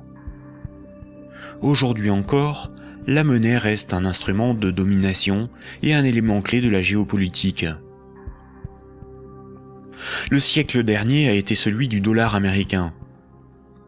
Le dollar américain est de loin la monnaie la plus répandue sur Terre. Le budget militaire américain est égal aux dépenses militaires de tous les autres pays réunis. Tous les ans, ce budget est voté par le Congrès et généreusement financé par la Banque fédérale américaine. Fondée en 1913, la Banque fédérale américaine est une banque privée et non une institution publique. La force militaire permet aux États-Unis d'assurer le statut de monnaie de réserve mondiale au dollar américain et de l'imposer dans le commerce international. Avant les attentats du 11 septembre 2001, les pays clés indépendants du système monétaire anglo-saxon étaient l'Afghanistan, l'Irak, le Soudan, la Libye, la Syrie, Cuba, la Corée du Nord, la Somalie et l'Iran. Les États-Unis et leurs alliés ont attaqué l'Afghanistan, l'Irak et la Libye. En Libye, une banque centrale opérationnelle a été créée par les soi-disant rebelles avant même que la guerre ne soit finie. Le colonel Kadhafi, Saddam Hussein et Kennedy ont en commun d'avoir défié la domination du dollar américain du cartel de banques privées qui dirige la Banque fédérale américaine. Aujourd'hui, les banques centrales sont indépendantes de tout pouvoir politique et sont coordonnées à l'échelle mondiale par la Banque des banques centrales, la BRI, Banque des règlements internationaux, située à Bâle en Suisse. Ce n'est pas une institution publique, elle n'a aucun mandat, ses membres ne sont pas élus, et pourtant c'est probablement le cœur du futur gouvernement mondial. L'application de la loi par les tribunaux, les forces de l'ordre, l'armée, sont comme des services assurés par les États à la corporation bancaire, qui contrôle aussi les plus grandes entreprises du monde. La propagande et la guerre permettent d'étendre la zone d'influence des monnaies, et donc le pouvoir de ceux qui en contrôlent la production. Sans la création monétaire par les banques commerciales privées, l'économie ne pourrait pas se développer, et le financement des États par les impôts et les taxes ne serait pas possible. Par cette dépendance, les intérêts de la corporation bancaire sont aussi ceux de la classe politique. Mayer Amschel Rothschild, célèbre banquier du XVIIe siècle, considéré comme le père de la finance internationale, a triomphalement déclaré ceci: « Donnez-moi le droit d'émettre et de contrôler l'argent d'une nation, et alors, peu m'importe qui fait ses lois. » Est-ce vraiment le peuple qui a le pouvoir ? Démocratie veut dire le pouvoir au peuple. En grec, démos c'est le peuple et kratos c'est le pouvoir. Dans un état de droit, celui qui établit les lois a le pouvoir. En démocratie, c'est le peuple qui écrit et vote les lois. Une aristocratie, c'est le pouvoir au meilleur. En grec, aristos, c'est le meilleur, et kratos, c'est le pouvoir. En aristocratie, ce sont les meilleurs qui ont le pouvoir et établissent les lois. Une oligarchie, c'est le pouvoir à un petit nombre. Oligos, c'est un petit nombre. En oligarchie, c'est un petit nombre qui a le pouvoir. En France, nous sommes sous un régime dénommé gouvernement représentatif. Tous les 5 ans, on demande au peuple d'élire ses représentants parmi un groupe d'hommes politiques, dénommé classe politique. Les représentants écrivent et votent les lois, pas le peuple. Nous sommes donc dans une oligarchie. Historiquement, le terme de démocratie pour désigner le gouvernement représentatif a été employé dans les années 1830 pour tromper l'opinion publique et faire croire au peuple qu'il a le pouvoir. Ce mensonge perdure encore de nos jours. Si nous étions en démocratie, nous voterions nous-mêmes les lois, par des votations ou des référendums, et nous pourrions aussi en écrire, en proposer. En France, les représentants du peuple sont des politiciens de carrière, pour beaucoup fonctionnaires et issus de classes supérieures, âgés de 60 ans en moyenne. Ils ne sont en rien représentatifs du peuple français. Une fois les représentants élus parmi l'oligarchie de la classe politique, les électeurs n'ont aucun contrôle sur la politique menée et la législation établie.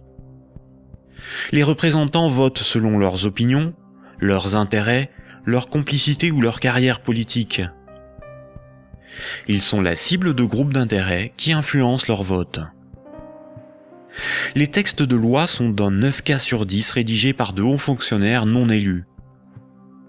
Donner le pouvoir à un groupe d'hommes issus d'une oligarchie, ce n'est pas avoir le pouvoir, c'est désigner ses maîtres. Les partis politiques, apparus dans les années 1840, étaient un moyen de canaliser l'insatisfaction des électeurs dans des oppositions et des conflits sans conséquences. Car si les lois étaient votées par le peuple, ce qui définit la démocratie, il n'y aurait pas de manifestations, pas de grèves, pas de mécontentement ou de troubles sociaux. Le peuple serait souverain.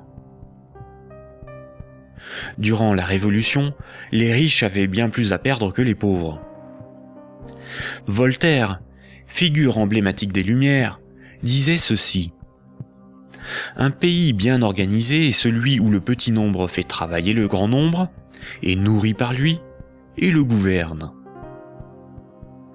Si le pouvoir était donné au peuple, il aurait défendu ses intérêts propres au détriment de la minorité des riches, des notables et des banquiers. Écoutons le philosophe Alain Badiou parler de la démocratie actuelle. Alain Badiou, c'est ce que nous avons trouvé de moins mauvais pour choisir nos dirigeants. Oh, la théorie du moins mauvais, ça, vous savez, la théorie du moins mauvais ne peut pas impressionner le philosophe que je suis. Hein. Elle a beaucoup servi pour justifier le pire, le moins pire par rapport au plus pire, par exemple. C'est Churchill qui a inventé cette histoire, qui a consisté à dire que la démocratie, c'était le pire de tous les régimes, à l'exception de tous les autres. Il avait raison? Eh ben non, il n'avait pas forcément raison. Pourquoi aurait-il eu raison? Parce que sous la démocratie, on peut vivre. Mais il se peut que le meilleur régime politique soit à venir, qu'il dépende d'une invention de l'humanité.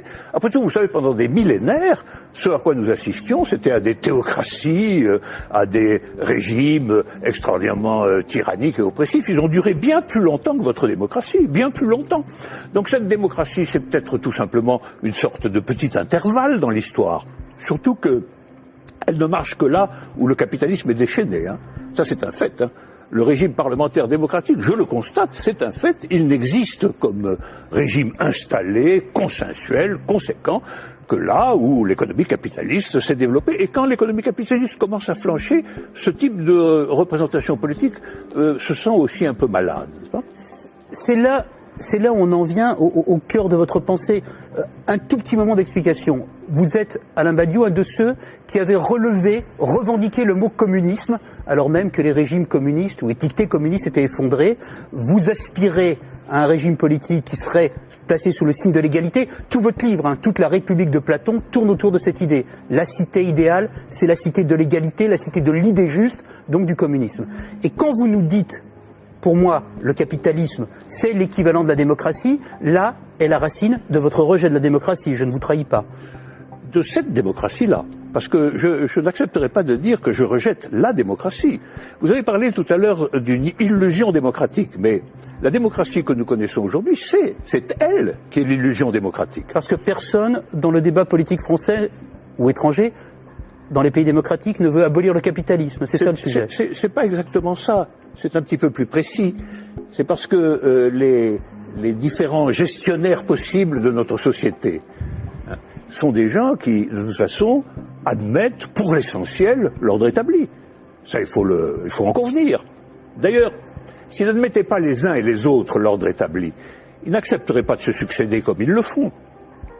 Il faut bien que tel candidat ne soit pas extraordinairement différent de tel autre pour qu'il puisse alterner le mouvement des affaires restant à peu près le même, après tout.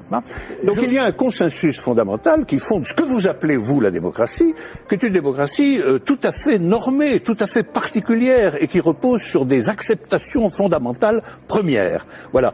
Et donc je soutiens que nous ne vivons pas du tout dans la démocratie. Nous vivons en réalité en oligarchie. Voilà. Nous sommes dominés par une oligarchie financière, politique et médiatique. Tout le monde le sait d'ailleurs. Tout le monde voit parfaitement qu'il faut absolument maintenir ce système pour maintenir le système politique lui-même. Qui gouverne dans la cité juste, dans la cité idéale? Eh bien, qui gouverne normalement dans la cité juste, dans la cité idéale, c'est précisément tout le monde. C'est la démocratie véritable. C'est-à-dire qu'il n'y a pas d'État séparé de l'ensemble des gens. Voilà. C'est ça la cité idéale. La cité idéale, c'est la grande idée communiste de Marx lui-même, qui est un peu oubliée, mais que je voudrais rappeler. C'est le dépérissement de l'État. C'est l'idée que l'existence d'une machine d'État oppressive, séparée, qui doit être perpétuellement validée par des élections, etc., c'est une affaire vieillie, c'est une affaire qu'il faut dépasser absolument, au nom de ce que Marx lui-même appelait un régime d'association. La capacité, pour tout le monde, de s'occuper de ses propres affaires. Ce qui est intéressant, et c'est là où, quand vous parliez de l'idée de Marx et de l'idée de l'association, vous êtes un fervent admirateur de ce qu'on a appelé les révolutions arabes, fervent admirateur également de ce qu'on a appelé le mouvement des indignés. Et ce qui est très intéressant, c'est que votre critique sur les révolutions arabes commence au moment où elle se transforme en processus démocratique électoral avec des élections. Oh ben c'est pas ma critique à moi, c'est d'abord la critique de tous ceux qui ont participé au mouvement dans les pays arabes. Ils ont été légèrement surpris et déconcertés par le résultat des élections. Mais le principe même des élections... Comme moi je l'ai été en mai 68. Eux aussi ils disent élections piège à con maintenant, maintenant qu'ils ont les partis islamistes dits modérés sur le dos. C'est comme si, après une révolution, une tempête révolutionnaire démocratique extraordinaire, on vous présentait un massif parti démocrate chrétien comme le vainqueur des élections. Ben vous seriez un peu étonné tout de même, C'est bien la preuve qu'il y a deux sens du mot démocratie qui ne sont pas du tout homogènes. Sauf que la revendication, Alain Badiou, la revendication du peuple contre les dictateurs, c'était de pouvoir voter. Bon, la revendication du peuple contre les dictateurs, c'était que les dictateurs s'en aillent. Mais ça, c'était leur revendication unanime. Sur la question du vote, il y a eu d'innombrables débats. Comment, quand, dans quelles conditions? Ces débats ont souvent été tranchés par des autorités extérieures au mouvement populaire lui-même. En Égypte, par exemple, ils ont été largement tranchés par l'armée. Autant dire par ce qui restait du régime d'avant. Parce que la révolution a été volée par l'armée. Mais les Tunisiens, par exemple... Le gouvernement représentatif, en ne donnant aucun pouvoir aux pauvres, aux ouvriers et aux paysans, garantit la protection des intérêts des plus puissants et des plus riches. Aujourd'hui encore, le citoyen n'est qu'un électeur, un emprunteur et un consommateur. Il est informé par des médias inféodés aux grands groupes financiers et industriels dont ils sont pour la plupart la propriété. Le vote des lois par les citoyens, le référendum d'initiative populaire, ou la mise en place d'un parlement tiré au sort dans la population comme le sont les jurys populaires, qui sont des évolutions démocratiques élémentaires, sont systématiquement dénigrés dans les médias. L'Union européenne est une organisation soutenue à l'origine par les élites américaines pour éviter l'apparition d'une puissance concurrente en Europe de l'Ouest. Elle est néolibérale et structurellement antidémocratique. Si les peuples européens écrivaient et votaient eux-mêmes les lois de l'Union, Bruxelles ne serait pas la seconde place de lobbying après Washington. L'Union européenne est le royaume de Goldman Sachs et de la haute finance, dont les hommes se retrouvent à la tête de nombreuses institutions et même de certains États. Et nombreuses sont les carrières politiques se prolongeant dans le privé, au service des lobbies ou dans les grandes entreprises. Ce que nous appelons des euros, ce qui est sur notre compte en banque, ce ne sont pas des euros, mais une dette en euros. Ce que nous appelons crédit, prêt ou emprunt, ce n'est qu'une création de monnaie temporaire. Ce que nous appelons démocratie n'est pas une démocratie, mais une oligarchie. Ce que nous appelons un citoyen n'est rien d'autre qu'un électeur. Ces manipulations du langage empêchent les intellectuels, les politiciens, les journalistes et les électeurs de penser le monde. Elles dissimulent avec habileté le pouvoir sans égal des corporations, de la finance et du secteur bancaire.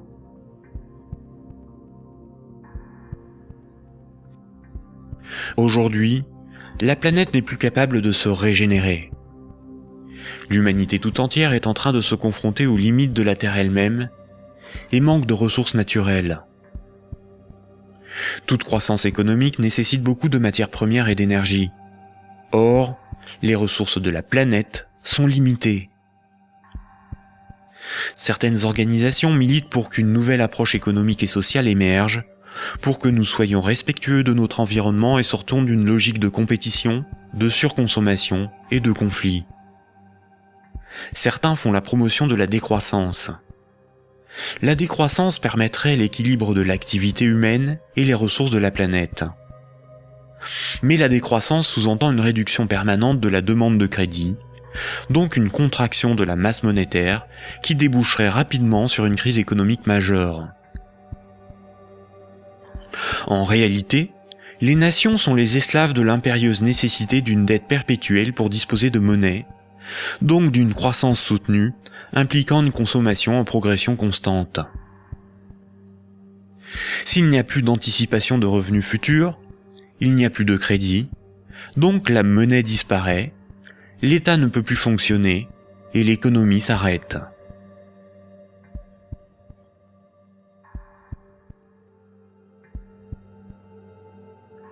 La monnaie en circulation est créée par les banques contre intérêt lorsqu'elles accordent des crédits et détruite lors du remboursement des crédits.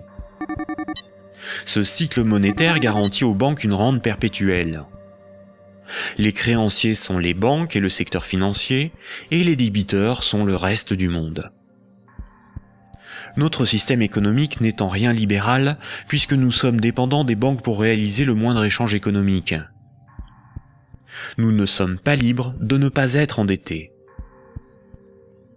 La rareté de la monnaie organise la concurrence entre les individus, entre les entreprises, entre les nations. Les banques créent la monnaie en fonction de leurs propres intérêts et non en fonction de l'intérêt général. Les conflits armés sont plus lucratifs que la diplomatie. La concurrence, plus dépensière que la coopération.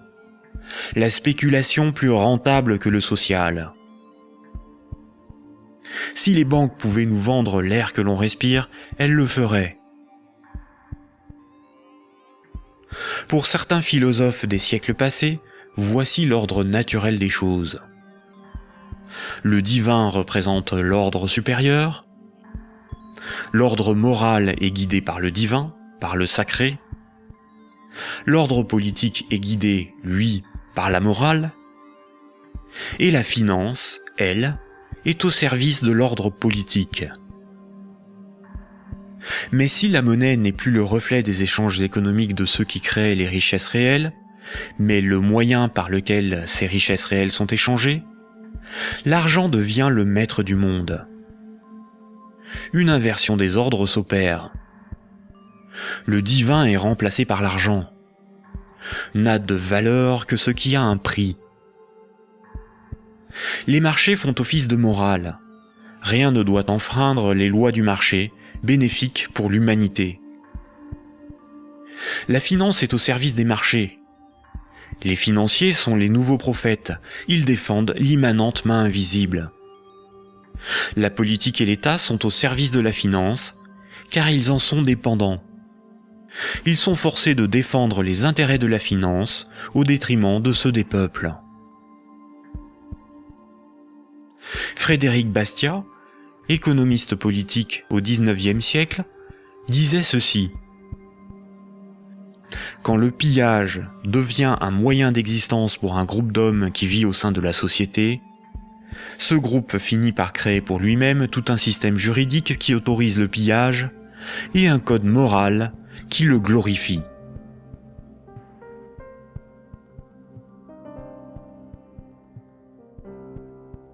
Récapitulons. Voici les points importants qu'il faut retenir. Avant l'invention de la monnaie, les systèmes de comptabilité des dettes permettaient aux hommes d'échanger librement des biens et des services. Il était simplement noté ce qui était donné ou les services rendus, à qui et quand, de sorte à s'assurer que chacun donnait autant qu'il recevait. Les hommes se faisaient confiance, c'est ce qui leur permettait de se faire crédit. C'est environ 700 ans avant Jésus-Christ que la monnaie a été créée comme un outil de domination au service de souverains ou d'États. Le souverain payait ses soldats avec une monnaie qu'il fabriquait lui-même. Les soldats forçaient les paysans à accepter cette monnaie comme paiement. Le souverain s'assurait que personne d'autre ne produisait cette monnaie. Les faux monnayeurs étaient sévèrement punis. Le souverain levait ensuite un impôt dans sa propre monnaie. Les paysans étaient donc obligés de se procurer de la monnaie du souverain pour payer leurs impôts et éviter de finir esclaves, emprisonnés ou pendus.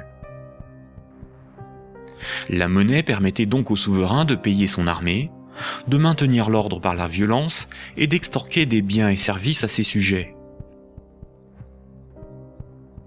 Dès lors, le terme de dette a été progressivement dévoyé. On disait que ceux qui ne payaient pas leurs impôts avaient une dette envers le souverain. C'est faux. Pour qu'un sujet ait une dette envers le souverain, il aurait fallu que le souverain lui ait d'abord donné quelque chose de valeur. Or, le souverain exigeait avec violence et sans contrepartie de la monnaie qu'il était le seul à fabriquer. Le mythe de la monnaie remplaçant le troc masque le fait que celui qui a le pouvoir de créer la monnaie peut s'approprier le travail d'autrui sans contrepartie. De nos jours, les institutions qui créent la monnaie sont les banques commerciales privées dont le but est le profit.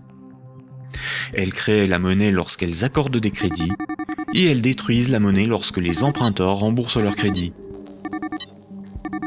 En fonction de leur bilan, les banques créent aussi de la monnaie à partir de rien pour leurs propres dépenses. Quand, par exemple, on demande du pain à quelqu'un, il est bien normal de le lui rendre plus tard. On a une dette envers cette personne.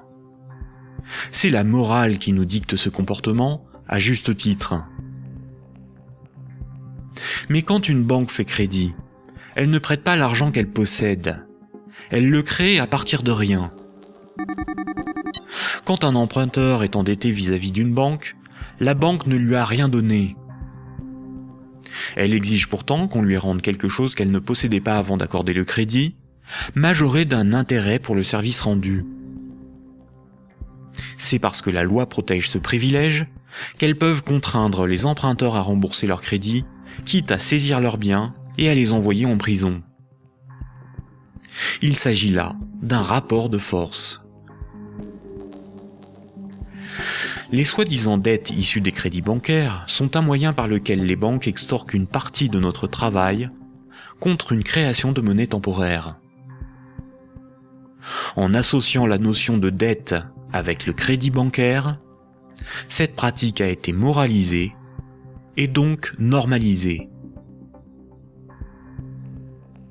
La monnaie centrale donne l'illusion que c'est l'État qui crée la monnaie. Or, la monnaie centrale est fabriquée à la demande des banques commerciales privées lorsque des actifs détenus par celles-ci sont monétisés par la banque centrale. En réalité, ce sont bien les banques commerciales privées qui fabriquent et louent la monnaie que nous utilisons tous au quotidien. La monnaie en circulation est créée par le crédit bancaire, puis détruite lors du remboursement des crédits. De ce fait, si tout le monde remboursait ses dettes, il n'y aurait plus de monnaie en circulation, tous les comptes en banque seraient vides, et les billets et pièces de monnaie disparaîtraient. La création monétaire par le crédit et la destruction monétaire lors du remboursement des crédits déterminent une masse monétaire. La variation de la masse monétaire est similaire aux variations de la population d'un pays en fonction des naissances et des décès. Quand la masse monétaire diminue parce qu'il n'y a pas assez de crédits accordés par les banques commerciales privées, il y a moins d'argent en circulation dans l'économie, car la monnaie est détruite par le remboursement des crédits en cours. Chômage, pauvreté, précarité, faillite d'entreprises et endettement des États se développent rapidement. Dans un tel système, la croissance est vitale pour l'économie. Les entreprises, les particuliers et les États s'endettent auprès du système bancaire pour assurer une augmentation constante et exponentielle de la masse monétaire. S'ils n'empruntent plus, ou que les banques n'accordent plus de crédit, comme c'est le cas depuis la crise financière de 2008, la monnaie disparaît à cause de la destruction monétaire et une grave crise économique survient rapidement. Sans dette, il n'y a pas de monnaie. Sans monnaie, il n'y a pas d'économie, les nations ne peuvent pas s'échanger ce qu'elles produisent. Donc sans dette, il n'y a pas d'économie. Ce système oblige l'ensemble de la société, des États, des nations, à être perpétuellement endettés et donc à enrichir les banquiers et la finance simplement pour disposer de monnaie pour leurs échanges économiques. C'est par ce principe que le système bancaire a servi le monde économique à son profit, sans contrepartie productive. Chaque crédit sert à acheter une maison, une voiture, une télévision, et induit la consommation d'énergie et de matières premières pour leur fabrication. La nécessité de toujours plus de crédit provoque la destruction de l'environnement, le pillage des ressources de la planète, la surproduction, la concurrence et le consumérisme. Tant que chaque unité de monnaie, chaque euro, sera issu d'un crédit bancaire, les banques gouverneront le monde et l'humanité pillera la planète et détruira l'environnement pour enrichir l'oligarchie financière. Imaginons ce que serait la monnaie du futur. Imaginons un micro-pays avec 2 citoyens. Paul et Jacques se rencontrent. Leurs comptes sont à 0. Paul a fabriqué une chaise. Il la vend à Jacques 10 unités de compte. Jacques a alors moins 10 sur son compte et Paul a plus 10. Paul peut convertir 5 unités de compte en monnaie manuelle, en billets de banque.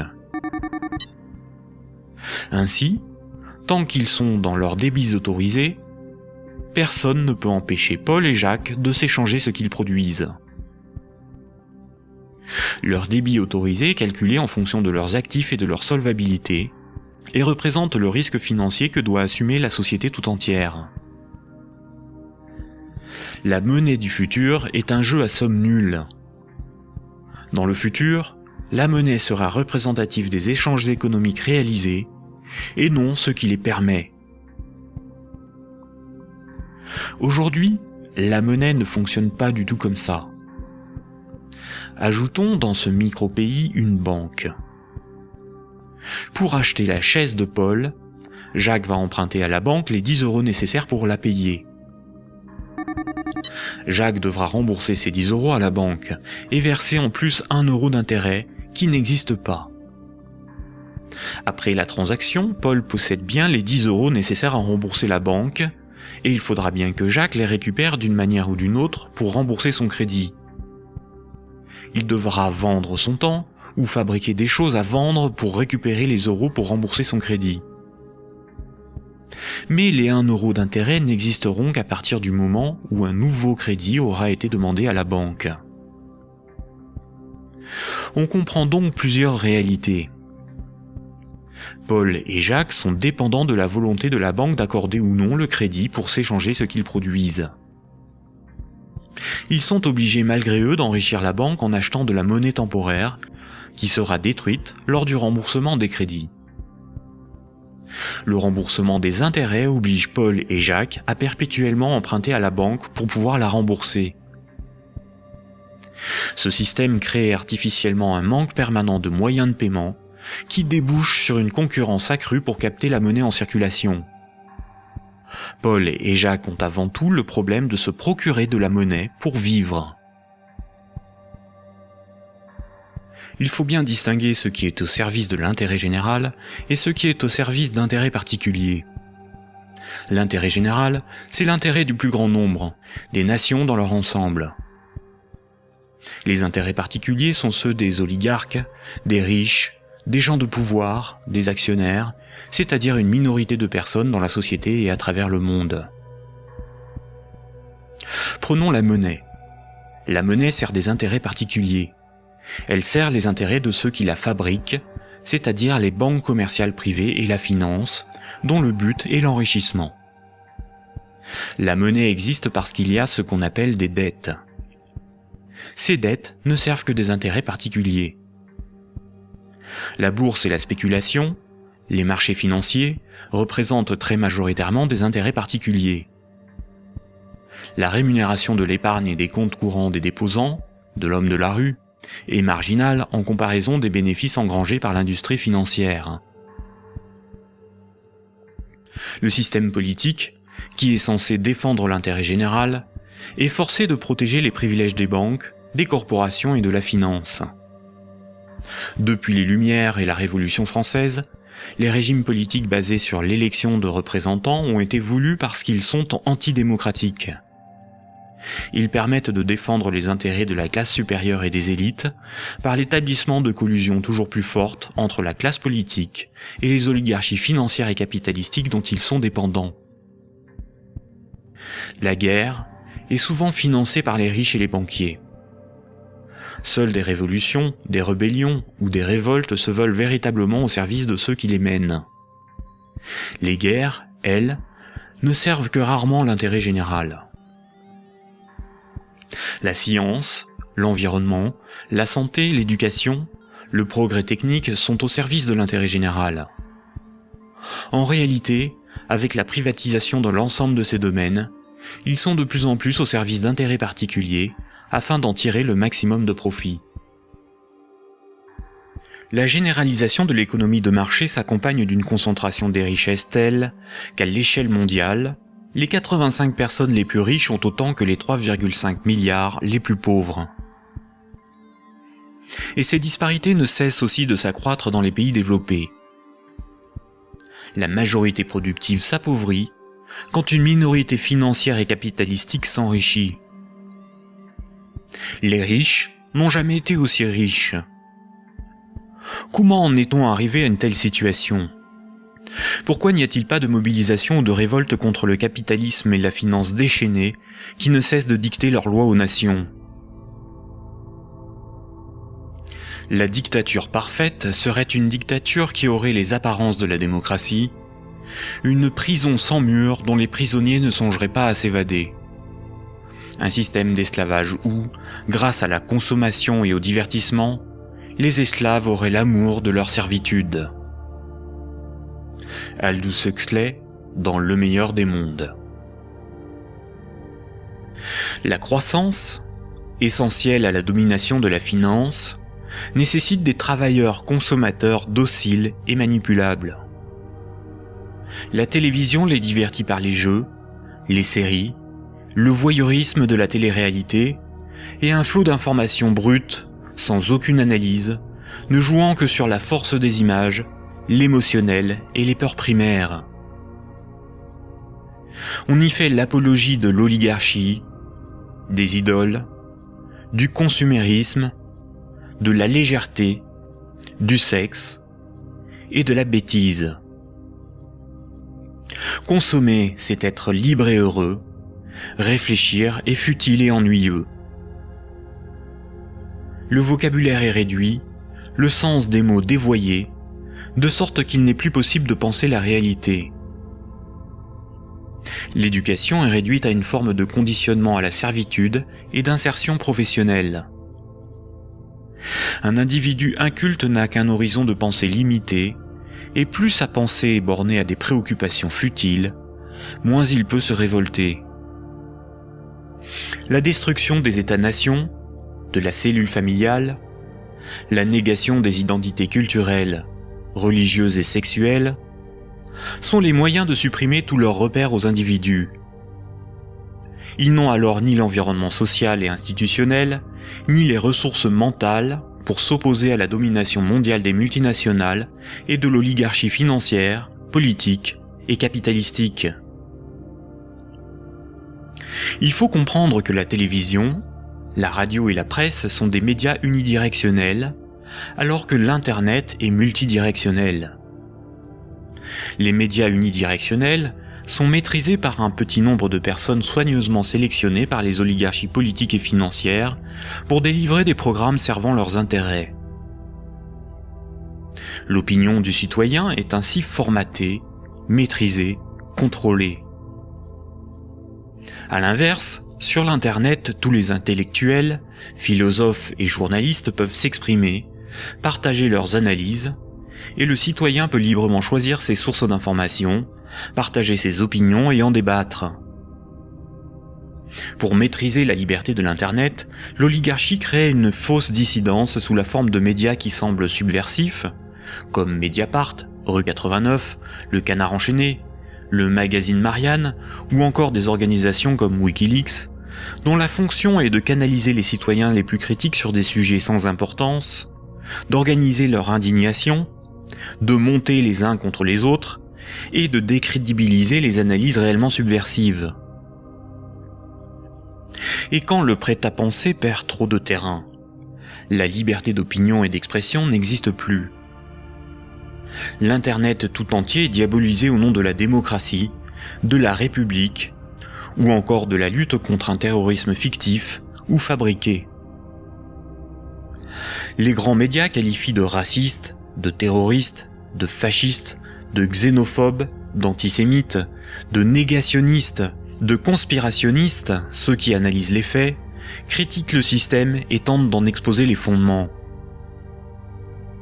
Ces grossiers amalgames visent à empêcher le public d'écouter leurs discours, d'étudier leurs arguments et de débattre de leurs idées.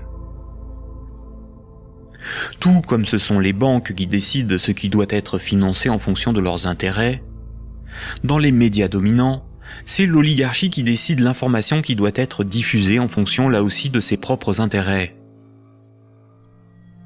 Le contrôle du vecteur soit de la richesse, c'est-à-dire la monnaie, soit de la connaissance et des idées, c'est-à-dire les médias, soit encore du système législatif, c'est-à-dire le gouvernement représentatif non démocratique, sont les instruments de la domination des oligarchies.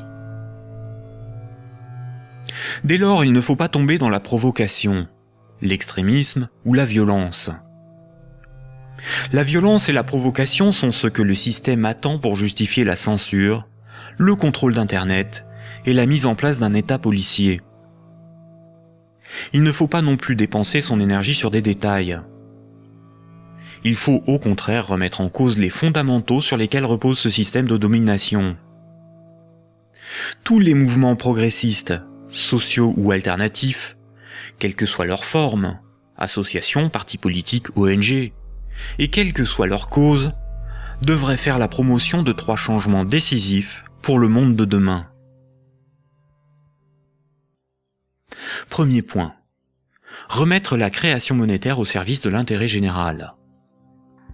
Tant que ce sont les banques qui décident ce qui mérite d'être ou de ne pas être financé en fonction de leurs propres intérêts, le pouvoir politique et le libéralisme ne sont qu'illusions. Les banques ne sont pas là pour faire du social ou de l'investissement. Elles sont là pour faire des profits en prenant le moins de risques possible.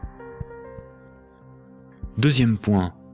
La création monétaire par le crédit à intérêt et la destruction monétaire lors du remboursement des crédits forment un système pyramidal obligeant l'humanité à détruire la planète pour le seul profit de la finance. Nous devons mettre en place un système monétaire permettant d'adapter notre niveau de vie aux ressources de la planète et garantir ainsi un environnement viable aux générations futures. Troisième point, instaurer un système politique réellement démocratique. Seule une véritable démocratie permettra de garantir que les 2 premiers points sont durablement défendus.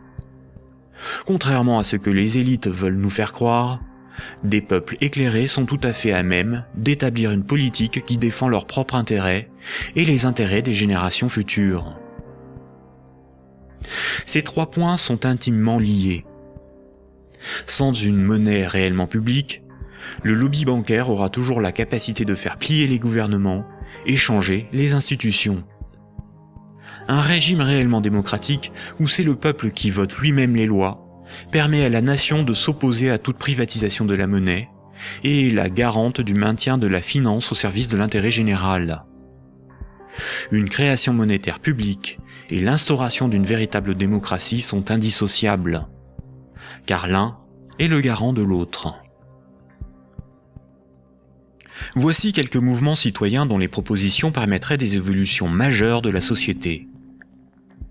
La monnaie permanente, le 100% monnaie ou smart. La monnaie permanente s'oppose à la monnaie d'endettement. Elle remplace la création monétaire privée. Elle permettrait la mise en place d'une politique réellement écologique et sociale. Accompagnée d'une véritable démocratie, elle rend leur souveraineté monétaire aux nations. Les systèmes d'échange locaux. Les CEL sont similaires au système de comptabilité des dettes sans monnaie de l'Antiquité. Ils sont totalement indépendants de l'euro, contrairement aux monnaies locales ou complémentaires. Si une monnaie locale ou complémentaire est créée en échange d'euros donnés à l'organisation qui les gère, elle ne provoque qu'un protectionnisme marchand à petite échelle. Le revenu de base est le dividende universel. Tout en bouleversant les rapports sociaux, il impose de repenser la notion de travail, de justice, et induit une refonte du système monétaire pour être appliqué à grande échelle. Le tirage au sort. Un parlement non élu, mais tiré au sort dans la population est un système par nature démocratique, incorruptible et parfaitement représentatif. Il s'inspire de la démocratie athénienne et des jurys populaires, évite les dérives électoralistes et institue l'impuissance des lobbies.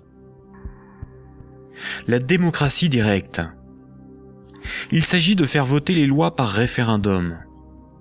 La Suisse, par exemple, par ses votations et son référendum d'initiative populaire contraignant, est très proche d'une démocratie directe.